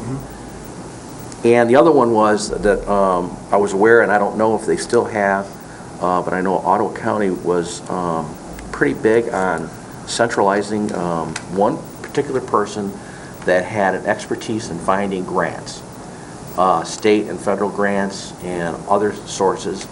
And I know that NACO has some relationships with some companies that have a library full of grants that governments can apply for, what they're used for, and, you know, how to get the applications and those kinds of things. But, you know, I may be misstating myself, but, you know, the department managers, they got a lot on their plate. So, you know, if they're not responsible for trying to find every grant that could help their department, that might be a position that we might want to consider now or in the future. I just want you to think about it, if it makes sense to bring in a grants, someone in charge of grants. And they, you know, that's their whole job. They would be working with all the departments, and then they would be going out and finding all these grants, promoting, you know, external money. Could be Rotary, could be the tribe, it could be federal money, state money, everything like that. And they would have an expertise on all the locations, how to do it, how to apply for it, and how to centralize that. I'm just just three things I just want to have you think about when we go into strategic planning, whether that makes sense or not. Would you educate me, that term you used about the accountant-type person that could, that we don't have, what was that term of that? Well, there's a budget analyst, or you can call it a management analyst, or a managerial accountant. Managerial Yeah. accountant, thank you. It's a fund, managerial accounting, it's fund accounting, basically. Fund accounting, and that's what we do To in try and business. basically identify the full cost of all services. Isolate, for parks, well, it's, the civic center, and it's this, and it's that, plus it's the lights, and the heat, and the facilities guys come over, and cut the All adds lawns, up. and it all, So it's the kind of accounting I do it's for my... allocating those times, if you got people that are shared, like the parks people, Yeah. don't cut the lawns, it's the facilities people that Yeah. cut the lawns, and Yeah. they cut everybody's lawns, and Yes. only some of the acreage is parks acreage, so you allocate the cost, of the, it's just, it's So- splitting those costs in smaller and smaller pieces. You do Would you say allocate that fund accounting is what I yard do in work my at Commission business? on Aging to Commission on Aging, don't Probably. you? Okay, and the kind of accounting we do at county is called what? It's a fund accounting. Okay. It's, the general fund has got basically the county's big checkbook. And then the health department has a separate checkbook that, general fund gives them some money. Yeah. They get some money from the state, and they got their own checkbook, it only can be spent on health, and, so on and so forth with every other fund that we have. Okay, thank you. All right, ready to go. Okay, thank you very much, Dave, appreciate it. Bonnie, you're up. Sorry about that, Wendy. We're running behind, Wendy. Yeah, they got a hold of me. Yeah, Oh, Bonnie Shealy, the county clerk. and I told Bonnie she could do it right from there. As some of you may know, I have 3 offices, one in each building. I have Vital Records here in the Governmental Center. Circuit Court Records is over in the Historical Courthouse, and Family Court Records is in the Robert P. Griffin Hall of Justice. So I have a diverse staff, many duties between all of them. We're in a big project of document imaging, and thank goodness, because I have run out of space for the thousands of files that I have. I have rooms of files. I took the new commissioners over to see some of my file rooms in the Circuit Court Records office, and they didn't even see the attic or the basement or what we had really in Family Court Records. So 2008, we started document imaging of the Family Court Records. And those were paper files that were imaged, scanned in, and then stored. We have to continue storing all the paper files for 25 years. The state has not changed the retention schedule yet on anything that's filed paper. Last January 2012, we started electronic filing of cases. So I don't have as much paper, and I don't have any room anyway. If we still ended up with a lot of paper. We're trying to backscan as much as we can. The staff is working on backscanning when time allows. I'm exploring the idea of getting an intern this summer that could go into the courts. He's in the legal field. We'd go into the courts, learn all that, but when we're not in court, maybe help us with the backscanning. I've asked Don to give me some more equipment, monitors in my Vital Records office, so we can bring the files over and continue to backscan. We microfilm as much as we possibly can, and that's very costly. For the budget I have, I could probably do 1 row a year. I'm going to talk to another company next week that might give me a better price, so I could get more done for what I have, for the money I have, and get a faster turnaround too. Thank you. If you noticed in my strategic plan, I'd really like to combine my 2 court offices, Circuit Court Records and Family Court Records, because I think it would be more efficient, less costly to have everybody in one office, and eventually maybe even be able to decrease staff as somebody retires because they'd all be there. Right now, there's no physical space for the files, which are accessed daily. Until we get all of those files scanned in, I don't know what I would do with them. we'd still have to store them. But once they're all in the computers, the judges, the public, the attorneys, everybody can access them, and the staff. Right now, I have staff running between the two buildings, exchanging files and paper, and so I'm looking at different ways to get more efficient with the 3 offices. We made some minor changes that are working very well. My Circuit Court Records office is so congested at that little counter that they have for passports, because we get whole families in there and we can't even shut the door, that we opened an office down the hall, what we call a satellite office, and we're shuffling those people down there. The staff is taking turns manning that office to handle the passport applications. I don't want to give up passport applications because it's a good revenue. I'm looking at different revenue-making services for my Vital Records office to see if we can add some services, increase our revenue, decrease our costs. And that's about where I'm at. Chris? Bonnie, in your opinion, is 25 years necessary? No, but they don't recognize the imaged file as archival yet. Hopefully they'll change that. Well, I understand that it's state mandated, but I know we've got a meeting coming up with Howard and Wayne, and I thought it might be an opportune time to ask them to think about absolutely changing that. And they want us to keep the paper 25 years and then microfilm. We don't even have the room for that. To be honest, we microfilm as much as we can. Because I don't have the space. I have the attic, rooms in the circuit court closets, basement. I got you. I mean, we really do not have any more space for any more files. And the electronic filing is going to help down the road. Yes. You know, I mean. remember when the whole Stone Church was full of file boxes. Well, I remember. You should see. You got to come look at And things. those all went away when we scanned in front of the court. If we didn't have those electronic, we have 3 of those big, huge electronic things, we'd have even more rooms of files. But those are pretty, they hold quite a bit. But even last year, even though we were imaging it, taking every new case and imaging them, Family Court accumulated 23 linear shelf feet just in 1 year. And that's ones that we're imaging. I mean, but we still had to keep, they were still filing by paper. Now we're electronically filing, and it's a good thing, and the bugs are getting worked out. The only question I have is that when the courts were doing document imaging, we found out it was really quite inexpensive to have a company come in and do that for us. And I'm just wondering if that same company could be helpful in this kind of a situation. And I don't know, I mean, it's just a question. So. It would be really nice to have somebody come and just get it all done. I would love to get it all done.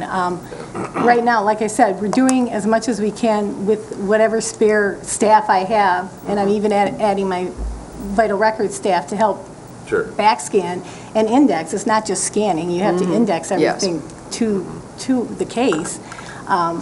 But yes, I was wondering if there's some sort of a grant out there that somebody could just come in and, image it all, but I don't know exactly where to get that. Just my note that I put out. It's just an elephant that has to be eaten one bite at a time. Oh, yeah. So, anyway, thank you very much. Next, Wendy.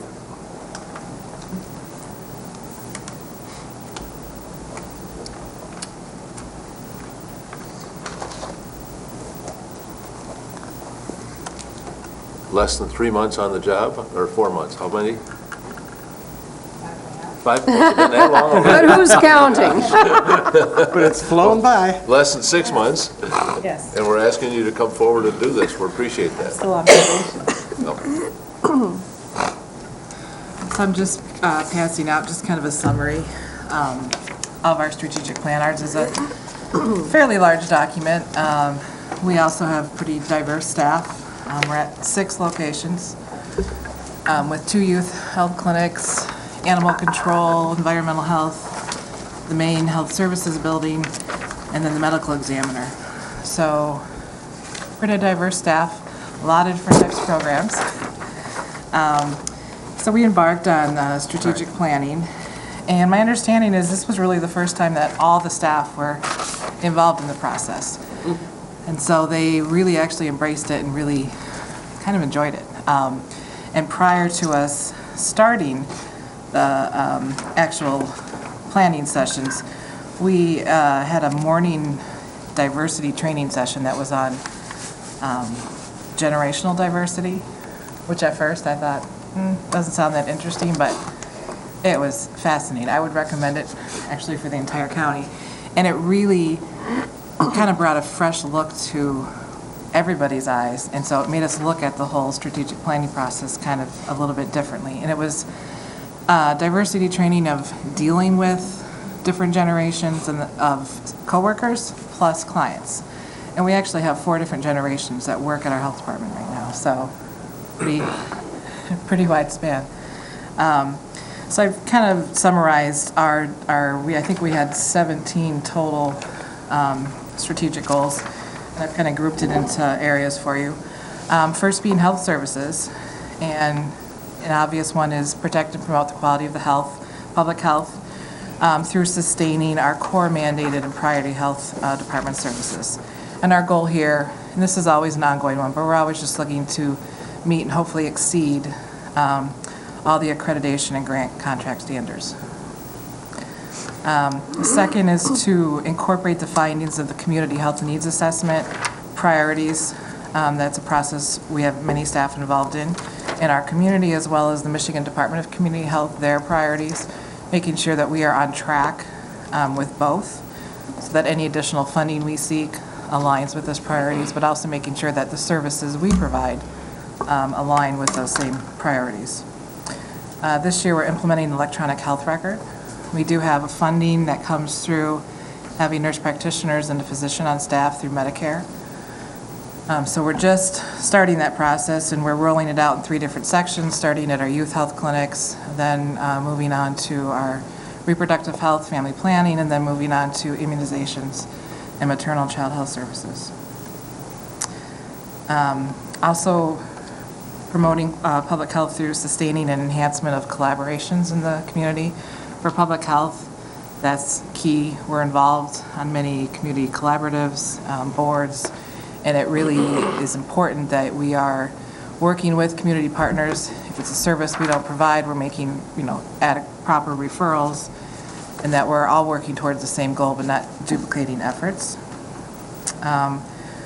Quality improvement has been a big thing in public health for probably the last 15, 20 years. And we have quality improvement projects, but one of our goals is to try and get that throughout all the different programs. So there's aspects throughout all the programs so we can improve efficiencies and make sure everything is of quality. We're exploring possibilities of online environmental health services. What things can we deliver online? A lot of their work is from contractors or builders, or so are there documents and things that we can have available online that they could access and still generate fees appropriately? Enhancing health services for adolescents. Our 2 youth clinics, one in Kingsley and one at the TBA ISD campus, both have seen increased need for behavioral and mental health services, as well as the normal physical standard services. So we were accepted with the University of Michigan program where they provide consultation for our practitioners. It's not with an actual patient, but they're able to kind of guide a practitioner who normally wouldn't be an expert in providing mental health services, and they're sort of able to walk you through a case. We were the first nurse practitioners that they actually accepted into the program. Normally it was targeted at physicians, but we convinced them that that was a good thing to do, so we implemented that a few months ago. And then a big thing in public health is protecting and preserving the family unit. In some families, it's not always mom and dad and children. Sometimes it's grandparents taking care of the kids, or aunts and uncles, or even older siblings. So making sure that the whole family unit is protected, particularly around vaccinations, if you have a child who's less than 6 months old, they can't receive vaccinations yet for whooping cough or influenza, things that really can hit them hard when they're young. So making sure that kind of it's called cocooning, the people who are taking care of them and around them are essentially protecting the child by getting vaccinated themselves. Animal control, looking to improve the public perception and awareness of everything that they do. We've been working with Dave and Dean and Cherryland, trying to move forward with the contract, and I know we're hopefully in the final revision stage. We're getting close, inching closer every time. Also, if that happens, that would increase the field time, which I think would be a good thing for the public and their perception. And then also working to enhance our website and even our Facebook so that people really know what they're supposed to do if they're an animal owner. Sometimes people just don't know or they don't explore it, but if we can get more of that information out, also partnering with some of the local activist groups, trying to create that partnership. There's a Pet Friends, she puts out, I think it's like a quarterly magazine, and in this particular, just came out last weekend, she sat down with myself and Tom Buss, and she interviewed me, and we just sort of had a nice discussion, and so she highlights kind of that, pictures of my cat in there, so. But just a little thing that we're trying to keep those communication doors open with them. And then also trying to do what we can to decrease the incidence of euthanasia and improve placement of animals in the community. So as more animals come to the shelter, trying to make sure that if they're adoptable, they're back out in the community. So emergency management preparedness, two very distinct, they're different programs, but we sort of put them together.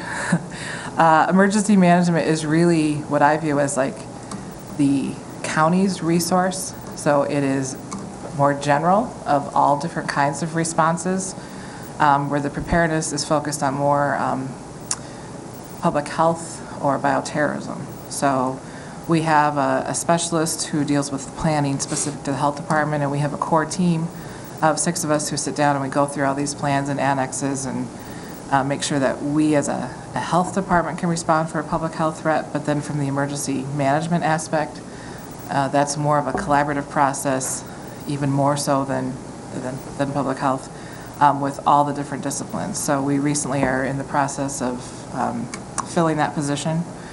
We're getting close there too. And so that particular emergency management leadership role is really, collaboration is key. And one of the things, the goals there is to provide training to the county departments and maintain the lockdown drills with the schools and collaborate with colleges, because we really want to create a secure environment for the children, the county employees, county officials. I think one thing we've really realized is there may be little parts of plans that each of the buildings have, but we really need to take a cohesive look at it and make sure everybody's comfortable, that they can, if there's a lockdown or a need to lock down, everybody knows what to do. And then also updating any emergency plans for hazardous materials, public facilities, private facilities, and just the county as a whole.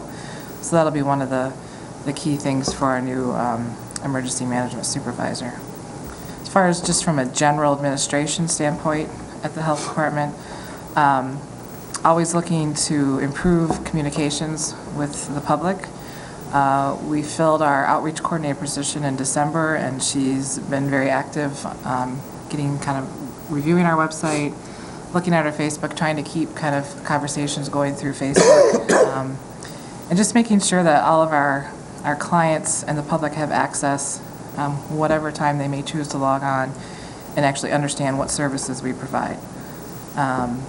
Fostering a positive and productive work environment that results in a kind of a community culture at the health department. Since we are kind of spanning so many disciplines and 6 buildings, that's a challenge. But I've implemented quarterly meetings where everybody is there, even if they have to come from a half an hour out. Also coordinating with the dental clinic, we house them. And so we're trying to establish some things. I've invited their coordinator to be part of our management team meetings. They're going to sponsor and provide some lunch and learn so staff can just start to mingle and get to know each other a little bit more. Ensuring access and availability of all our services to meet the client needs. As part of our diversity training, we learned that some people want to come in that day, they don't want to make an appointment, they just want to be able to walk in the door, but then there's others who want to make an appointment, a few weeks out or a month ahead. So figuring out how to adjust accordingly. So you're decreasing no-show rates and making sure everybody has access. Demonstrating fiscal responsibility in all of our programs. Always our goal is to maintain the present level of services with minimal or no increase in the use of county funds. We always are looking for additional grants that make sense. Grants that aren't necessarily going to require a huge match from local dollars, but leveraging whatever we can to provide services that are needed. And then looking at a agency-wide policy for Freedom of Information Act requests as far as recovering costs and trying to reduce any duplication of records there. Do you get a lot of requests for FOA? We do more so through environmental health. Oh. And then, it just depends, but definitely through environmental health. So then once we identified all these goals, we are trying to incorporate these into our staff meetings.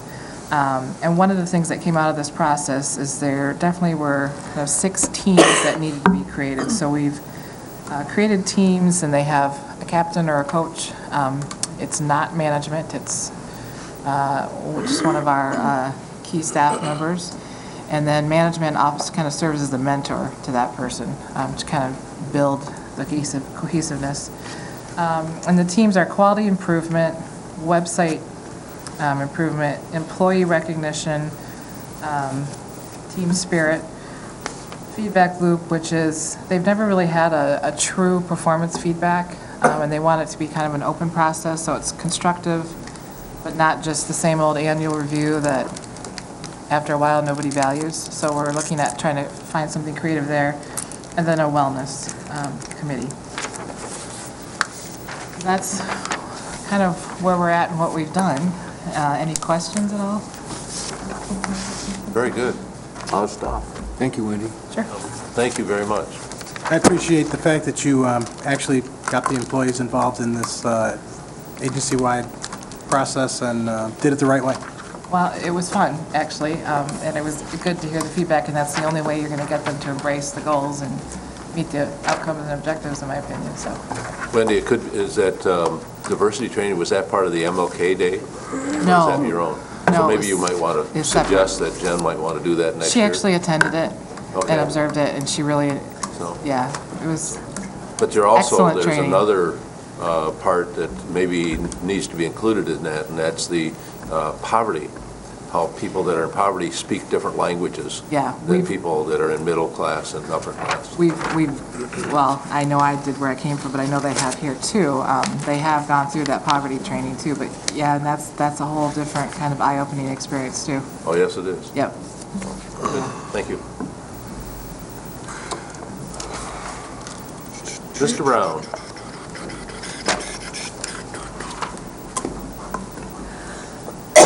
Good afternoon. Afternoon. Thank you, Danny, for waiting around. Appreciate you Not a being here. problem. Well, my strategic plan is moving snow, a lot of it. I'll tell you, when we used to have the Pugsley Camp crew, we lost 6 to 8 men every day. And the 4 guys that I got are trying to plow all the snow and move it, and it's a challenge. So I wish it would please stop snowing. Really, what I would really like to go over with you folks is the capital improvement plan for the next 3 years. And I've included it in your packets there. And the plan actually for this year, 2013, is to put a new chiller on this building. And I'm in the bid process of doing that right now. And the other item is the roof. We've got that to contend with. What's a chiller? Did you say? Chiller, yeah. What is that? The air conditioner. Oh, the air conditioner. Yeah. Sorry, that's code for air conditioning. Oh. Okay. So I'm in the process of doing both of those things, going through that bid process. And I like that idea about having somebody else do the bid process. That would save You're going to jump on board that That on that would one. save me a ton of work. And as you folks went through these items here, is there any specific questions that you'd like to ask me? Danny, at one time, we had a presentation from a company that does preventive maintenance on motors and things like that. And I can't remember if you were here when that was taking place. Don't recall that. But they would look at all the motors in your organization, and then they'd put a lifetime value on that, and when they needed to be replaced, and then what would the cost be, and then they did a bid on trying to take care of that for you, and I just didn't know if you...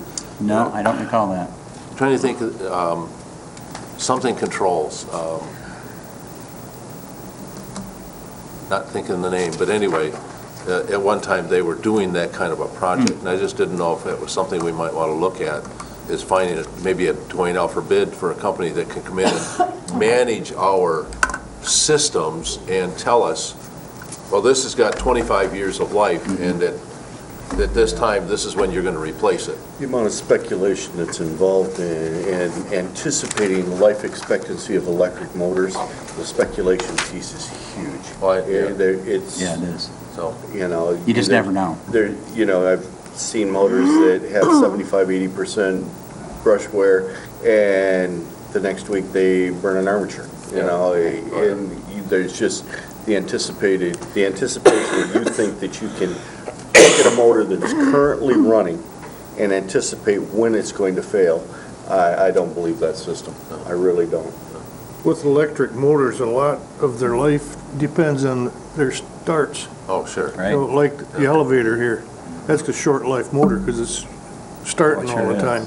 But it was just one of those things, I remember we had a bid on it, and I think it wasn't considered cost-effective at that particular time, and I don't know if that's had to be 12, 14 years ago. At least. When I first got involved here, and so, I just didn't know, maybe we want to go out and maybe look at that again, and I'll look around, see what's available there. Any electrician worth his salt can tell you, you can look at a motor and say not how long it's good for, but how long it should be good for. Right. But there could be some software out there that we could take and be able to bring into place and have that too. I don't know what the... Well, when we put the frequency drives on our motors, which we've done a pretty good job of doing that in the last 5 years, 6, that helps those motors a great deal because it's soft to start. And you can triple the life, actually, of some of those motors. But this document here is more of a guide to say, these are some things that, are we going to do everything in it? If we are, we better hire that guy. What do you mean, you write it down, we expect that it's going to be done? Well, I just want to make sure that you kind of had an idea of these things that are out there and what they mean as far as dollars. As far as the dollars being accurate, they're as accurate as I can get them. Yeah. But, of course, we got to go through the bidding process anyway if we pick up any of these projects, so. Danny's world and Don's world are similar in that there's no dearth of projects that could be done, but there's only so much staff and time to accomplish those. You can give them the money, but you can only get to so many projects in a year. And they all take up an amount of time. However, in both cases, sometimes you can contract for that work, and their guys, don't have to work on every project. They can, the question I have is, how much of this do we set aside in advance? When I look at my roofs, and one of the things I've done to make the previous counties I've worked in financially sound is to set aside dollar amounts for roofs, parking lots, for replacement of software, for replacement of hardware, for, put these things on life cycles, say, okay, we know that we're going to cap it twice and then have to strip it and redo the entire parking lot, and the cost of each one of those present value is this, and then put them out and say, by this date, we've got to have that much money set aside. Now, if it lasts 2 more years than that, great, but if you don't have any money set aside and you don't do it every year and make it a part of your budget and not use those resources for something else, you're going to end up in a hole one day, and that's kind of how we got to $1 million, structural deficit. Most of that stuff is Right there. this capital improvement stuff. But didn't we put money into a capital improvements that we did some preventive maintenance in advance Yes. here 5 years ago or so? It was longer than that. I think it was in '04 Okay. that we started putting so much money in a fund, in the capital improvement fund, actually. That was the dollar amount that equated to the revenue sharing. we Revenue were sharing, getting. yeah. Oh, is that where it was? Yeah, so we okay. weren't living on, we weren't going to live on a cliff one day. And we were just going to stay, we were going to convert that money and not use it for operations, but for capital improvements. That was the theory. So that's just something to consider as we go into this, Strategic planning, you got a lot of, you've got a lot of things. And one of the purposes of this session was to bring them in and let you hear what their pressures are and their concerns are, so that when you go to do yours, you got a pretty good feel for what they're facing. And they all want to provide great service and great quality to the...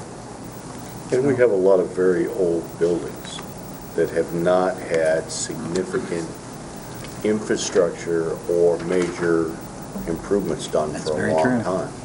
Well, that's why we started the 5-year plan back in '04, is to try to catch up on some of that stuff. And because we did. We did. made a significant improvement, but we didn't get it all.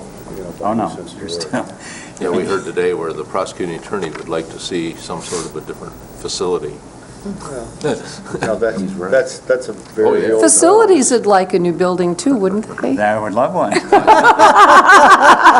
I think that's part of the Out of the brain. Park and Recreation plan is whether or not your facility should be on the Civic Center property. I don't think it should personally, but Well, It's- but, I mean, I got to tell you, the Parks Board agrees with that. they should. But Well, I'm tried to just kick me saying that out. those are issues. but at least a small portion of Danny's equipment is used solely at the Civic Center. That's So there true. needs to be a provision by which Oh, yeah. that equipment at least could be... Well, I didn't want to could start remain that there. discussion, Yeah, I'm well, sorry. so- No, We digress. it's not for today. Real quick, just for me, Daniel. Yes.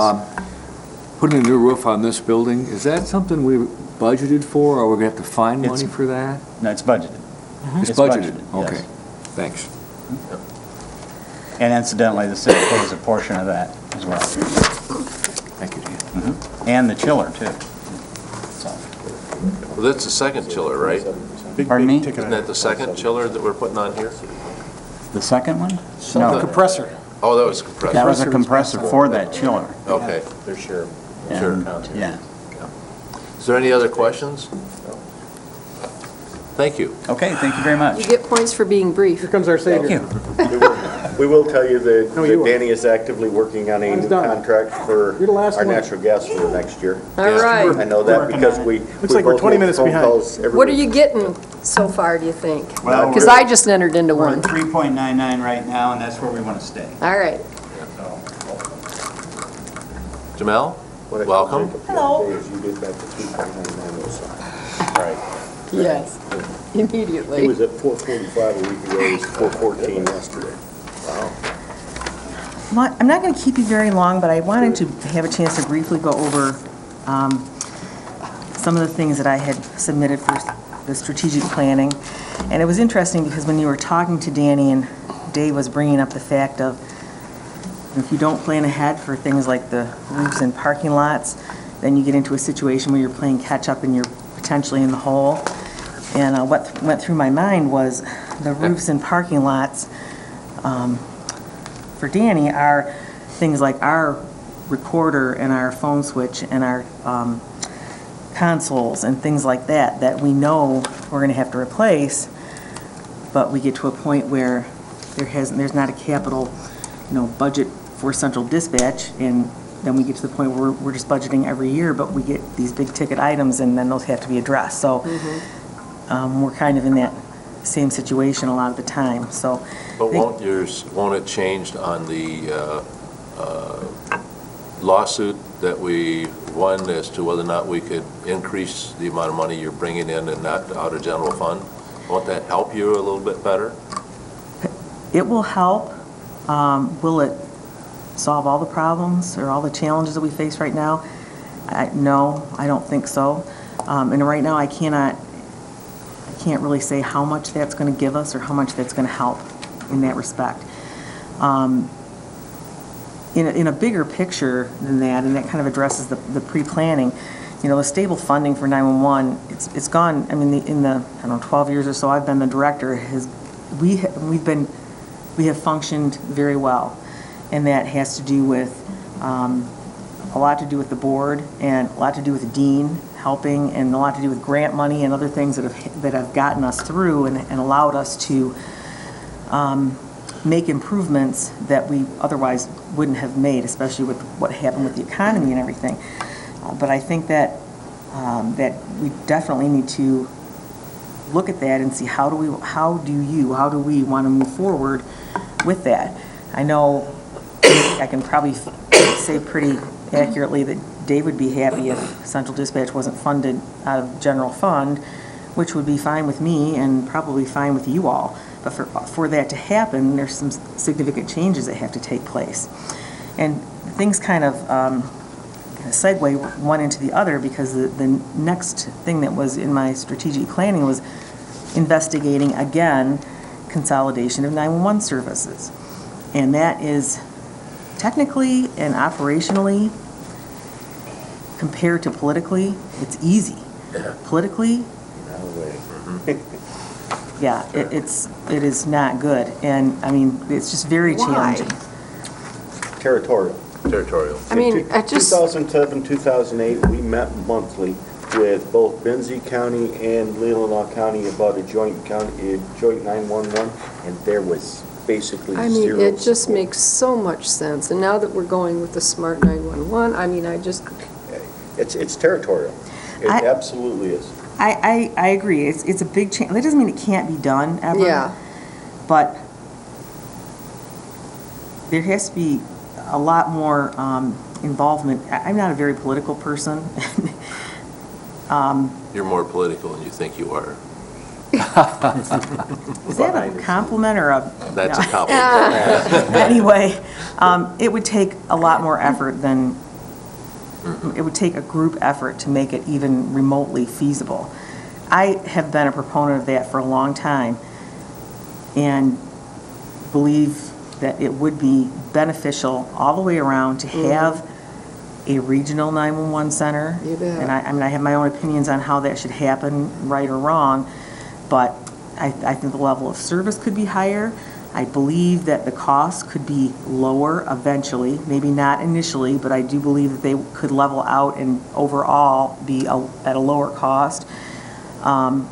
There's just a lot of positives, which I won't go into a ton of them right now, but that ties right into stable funding. Is how can you best use the money that's available, maybe not just for this 911 center, but available for 911, and use it to the best ability. So I would like to look at both those things, and That we can put that on Dave's agenda to work on county administrators to find out the feasibility of something like that.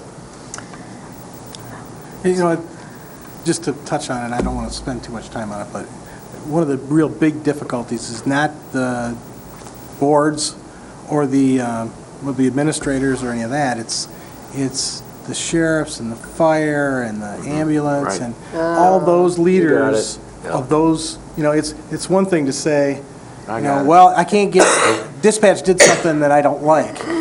well, they say If it's that one of here, our too. deputies, and then, the back channel gets back to Jamel. It's another thing that if Jamel is the Grand Traverse County one and you're up in one of the other counties and you got a problem, now it's those guys. So it's that's one of the biggest problems is not being able to control your... Right.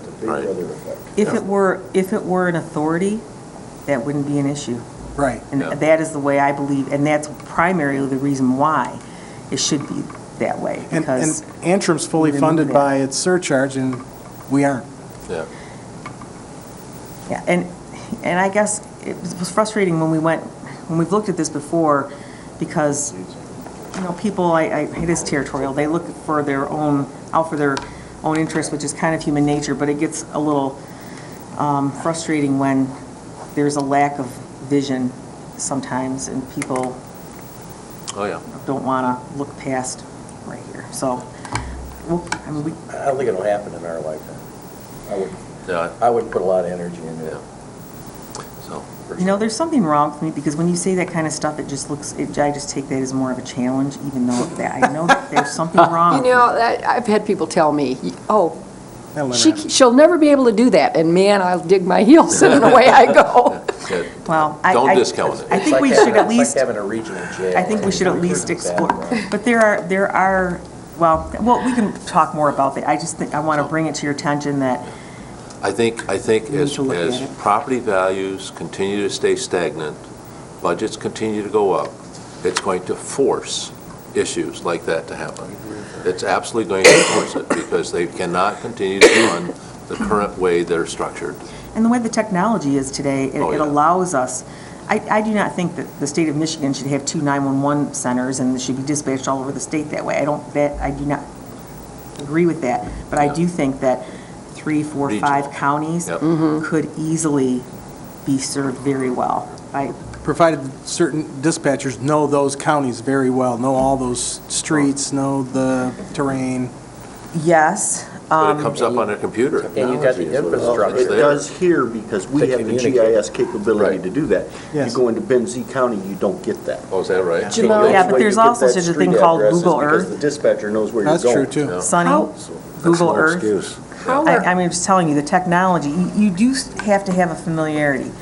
But it's not like when I started, when all of you were still little kids. And Just a kid. Still on the other end of that radio. And you really did have to know, it was 3 doors down from old farmers such and such's red barn down the dirt yeah. road. We can't function like that up here anymore. There's just too many roads, too many new developments. So there's a level of familiarity you have to have, but it doesn't go as deep as it used to because technology makes up for some of that. How are other, I'm sorry. The other day, we had a conversation between 211 and your SMART program about the joint working together on making sure the public doesn't get confused between the two programs. Because when they roll out 211 and start doing marketing, and then you're going to come out with your SMART. When is that going to go out, the 211 marketing? That's going to start probably in the next month or less. So you're going to be, you need to work together on that to figure out so the community doesn't get confused between the two. That's the only suggestion that came out of that meeting, just to let you know. So that's an important, I think I'm getting huge feedback from your program on 911. And people are just loving it. They can't wait to be able to start putting that data into place. They can do it now, just so you know. They can register now. But I don't think, we haven't approved it here until our meeting 2 weeks from now. But they can register anytime and it would be in effect anyway. But I'm just saying is that people are really excited about putting that together, so. Go ahead, Chris. Jamel, with the Smart 911, how are other counties going to be impacted? I mean, for instance, Elmwood Township, they're, actually, this part of the city of Traverse City is in Leelanau County. How's that going to A person work? doesn't have to live here to register. If they are registered, if someone is here from Arkansas. Well, I'm registered because in Washington DC, they have Smart 911, so I'm registered. Anyone can register, and especially if they live here or travel through here, they would be able to be benefited more because if they need to call 911, we'd have that information. So it doesn't matter if they live in Leelanau County, Benzie, or any surrounding area, or in a completely different state. If they come here, anyone can register for that. Okay. So, John, one clarification. We have the Smart 911, and we paid for it. Almost. Almost, okay. So, Leland, that has its own 911, they can use our Smart 911? Leelanau County 911 will not get the information from Smart 911. But if a person who lives in Elmwood or lives in Leelanau and they're in Grand Traverse County and call 911, we will get that information, but they have to register. Yes, ma'am. All right. Does that help? Okay. Anything else from Jamel? Jamel, thank you very much. Does that mean I'm done now? Sure. No, You get points your for work being is just brief. getting started. Okay. No, I'm good. I am. Thank you. National Telecommunicators Week's coming up, so I'll be bringing a resolution, and it's a week that you have to be nice to the dispatchers. Show love. All right. Thank you very much. Next on the agenda is a second public comment. Is there anybody from the public who would wish to comment?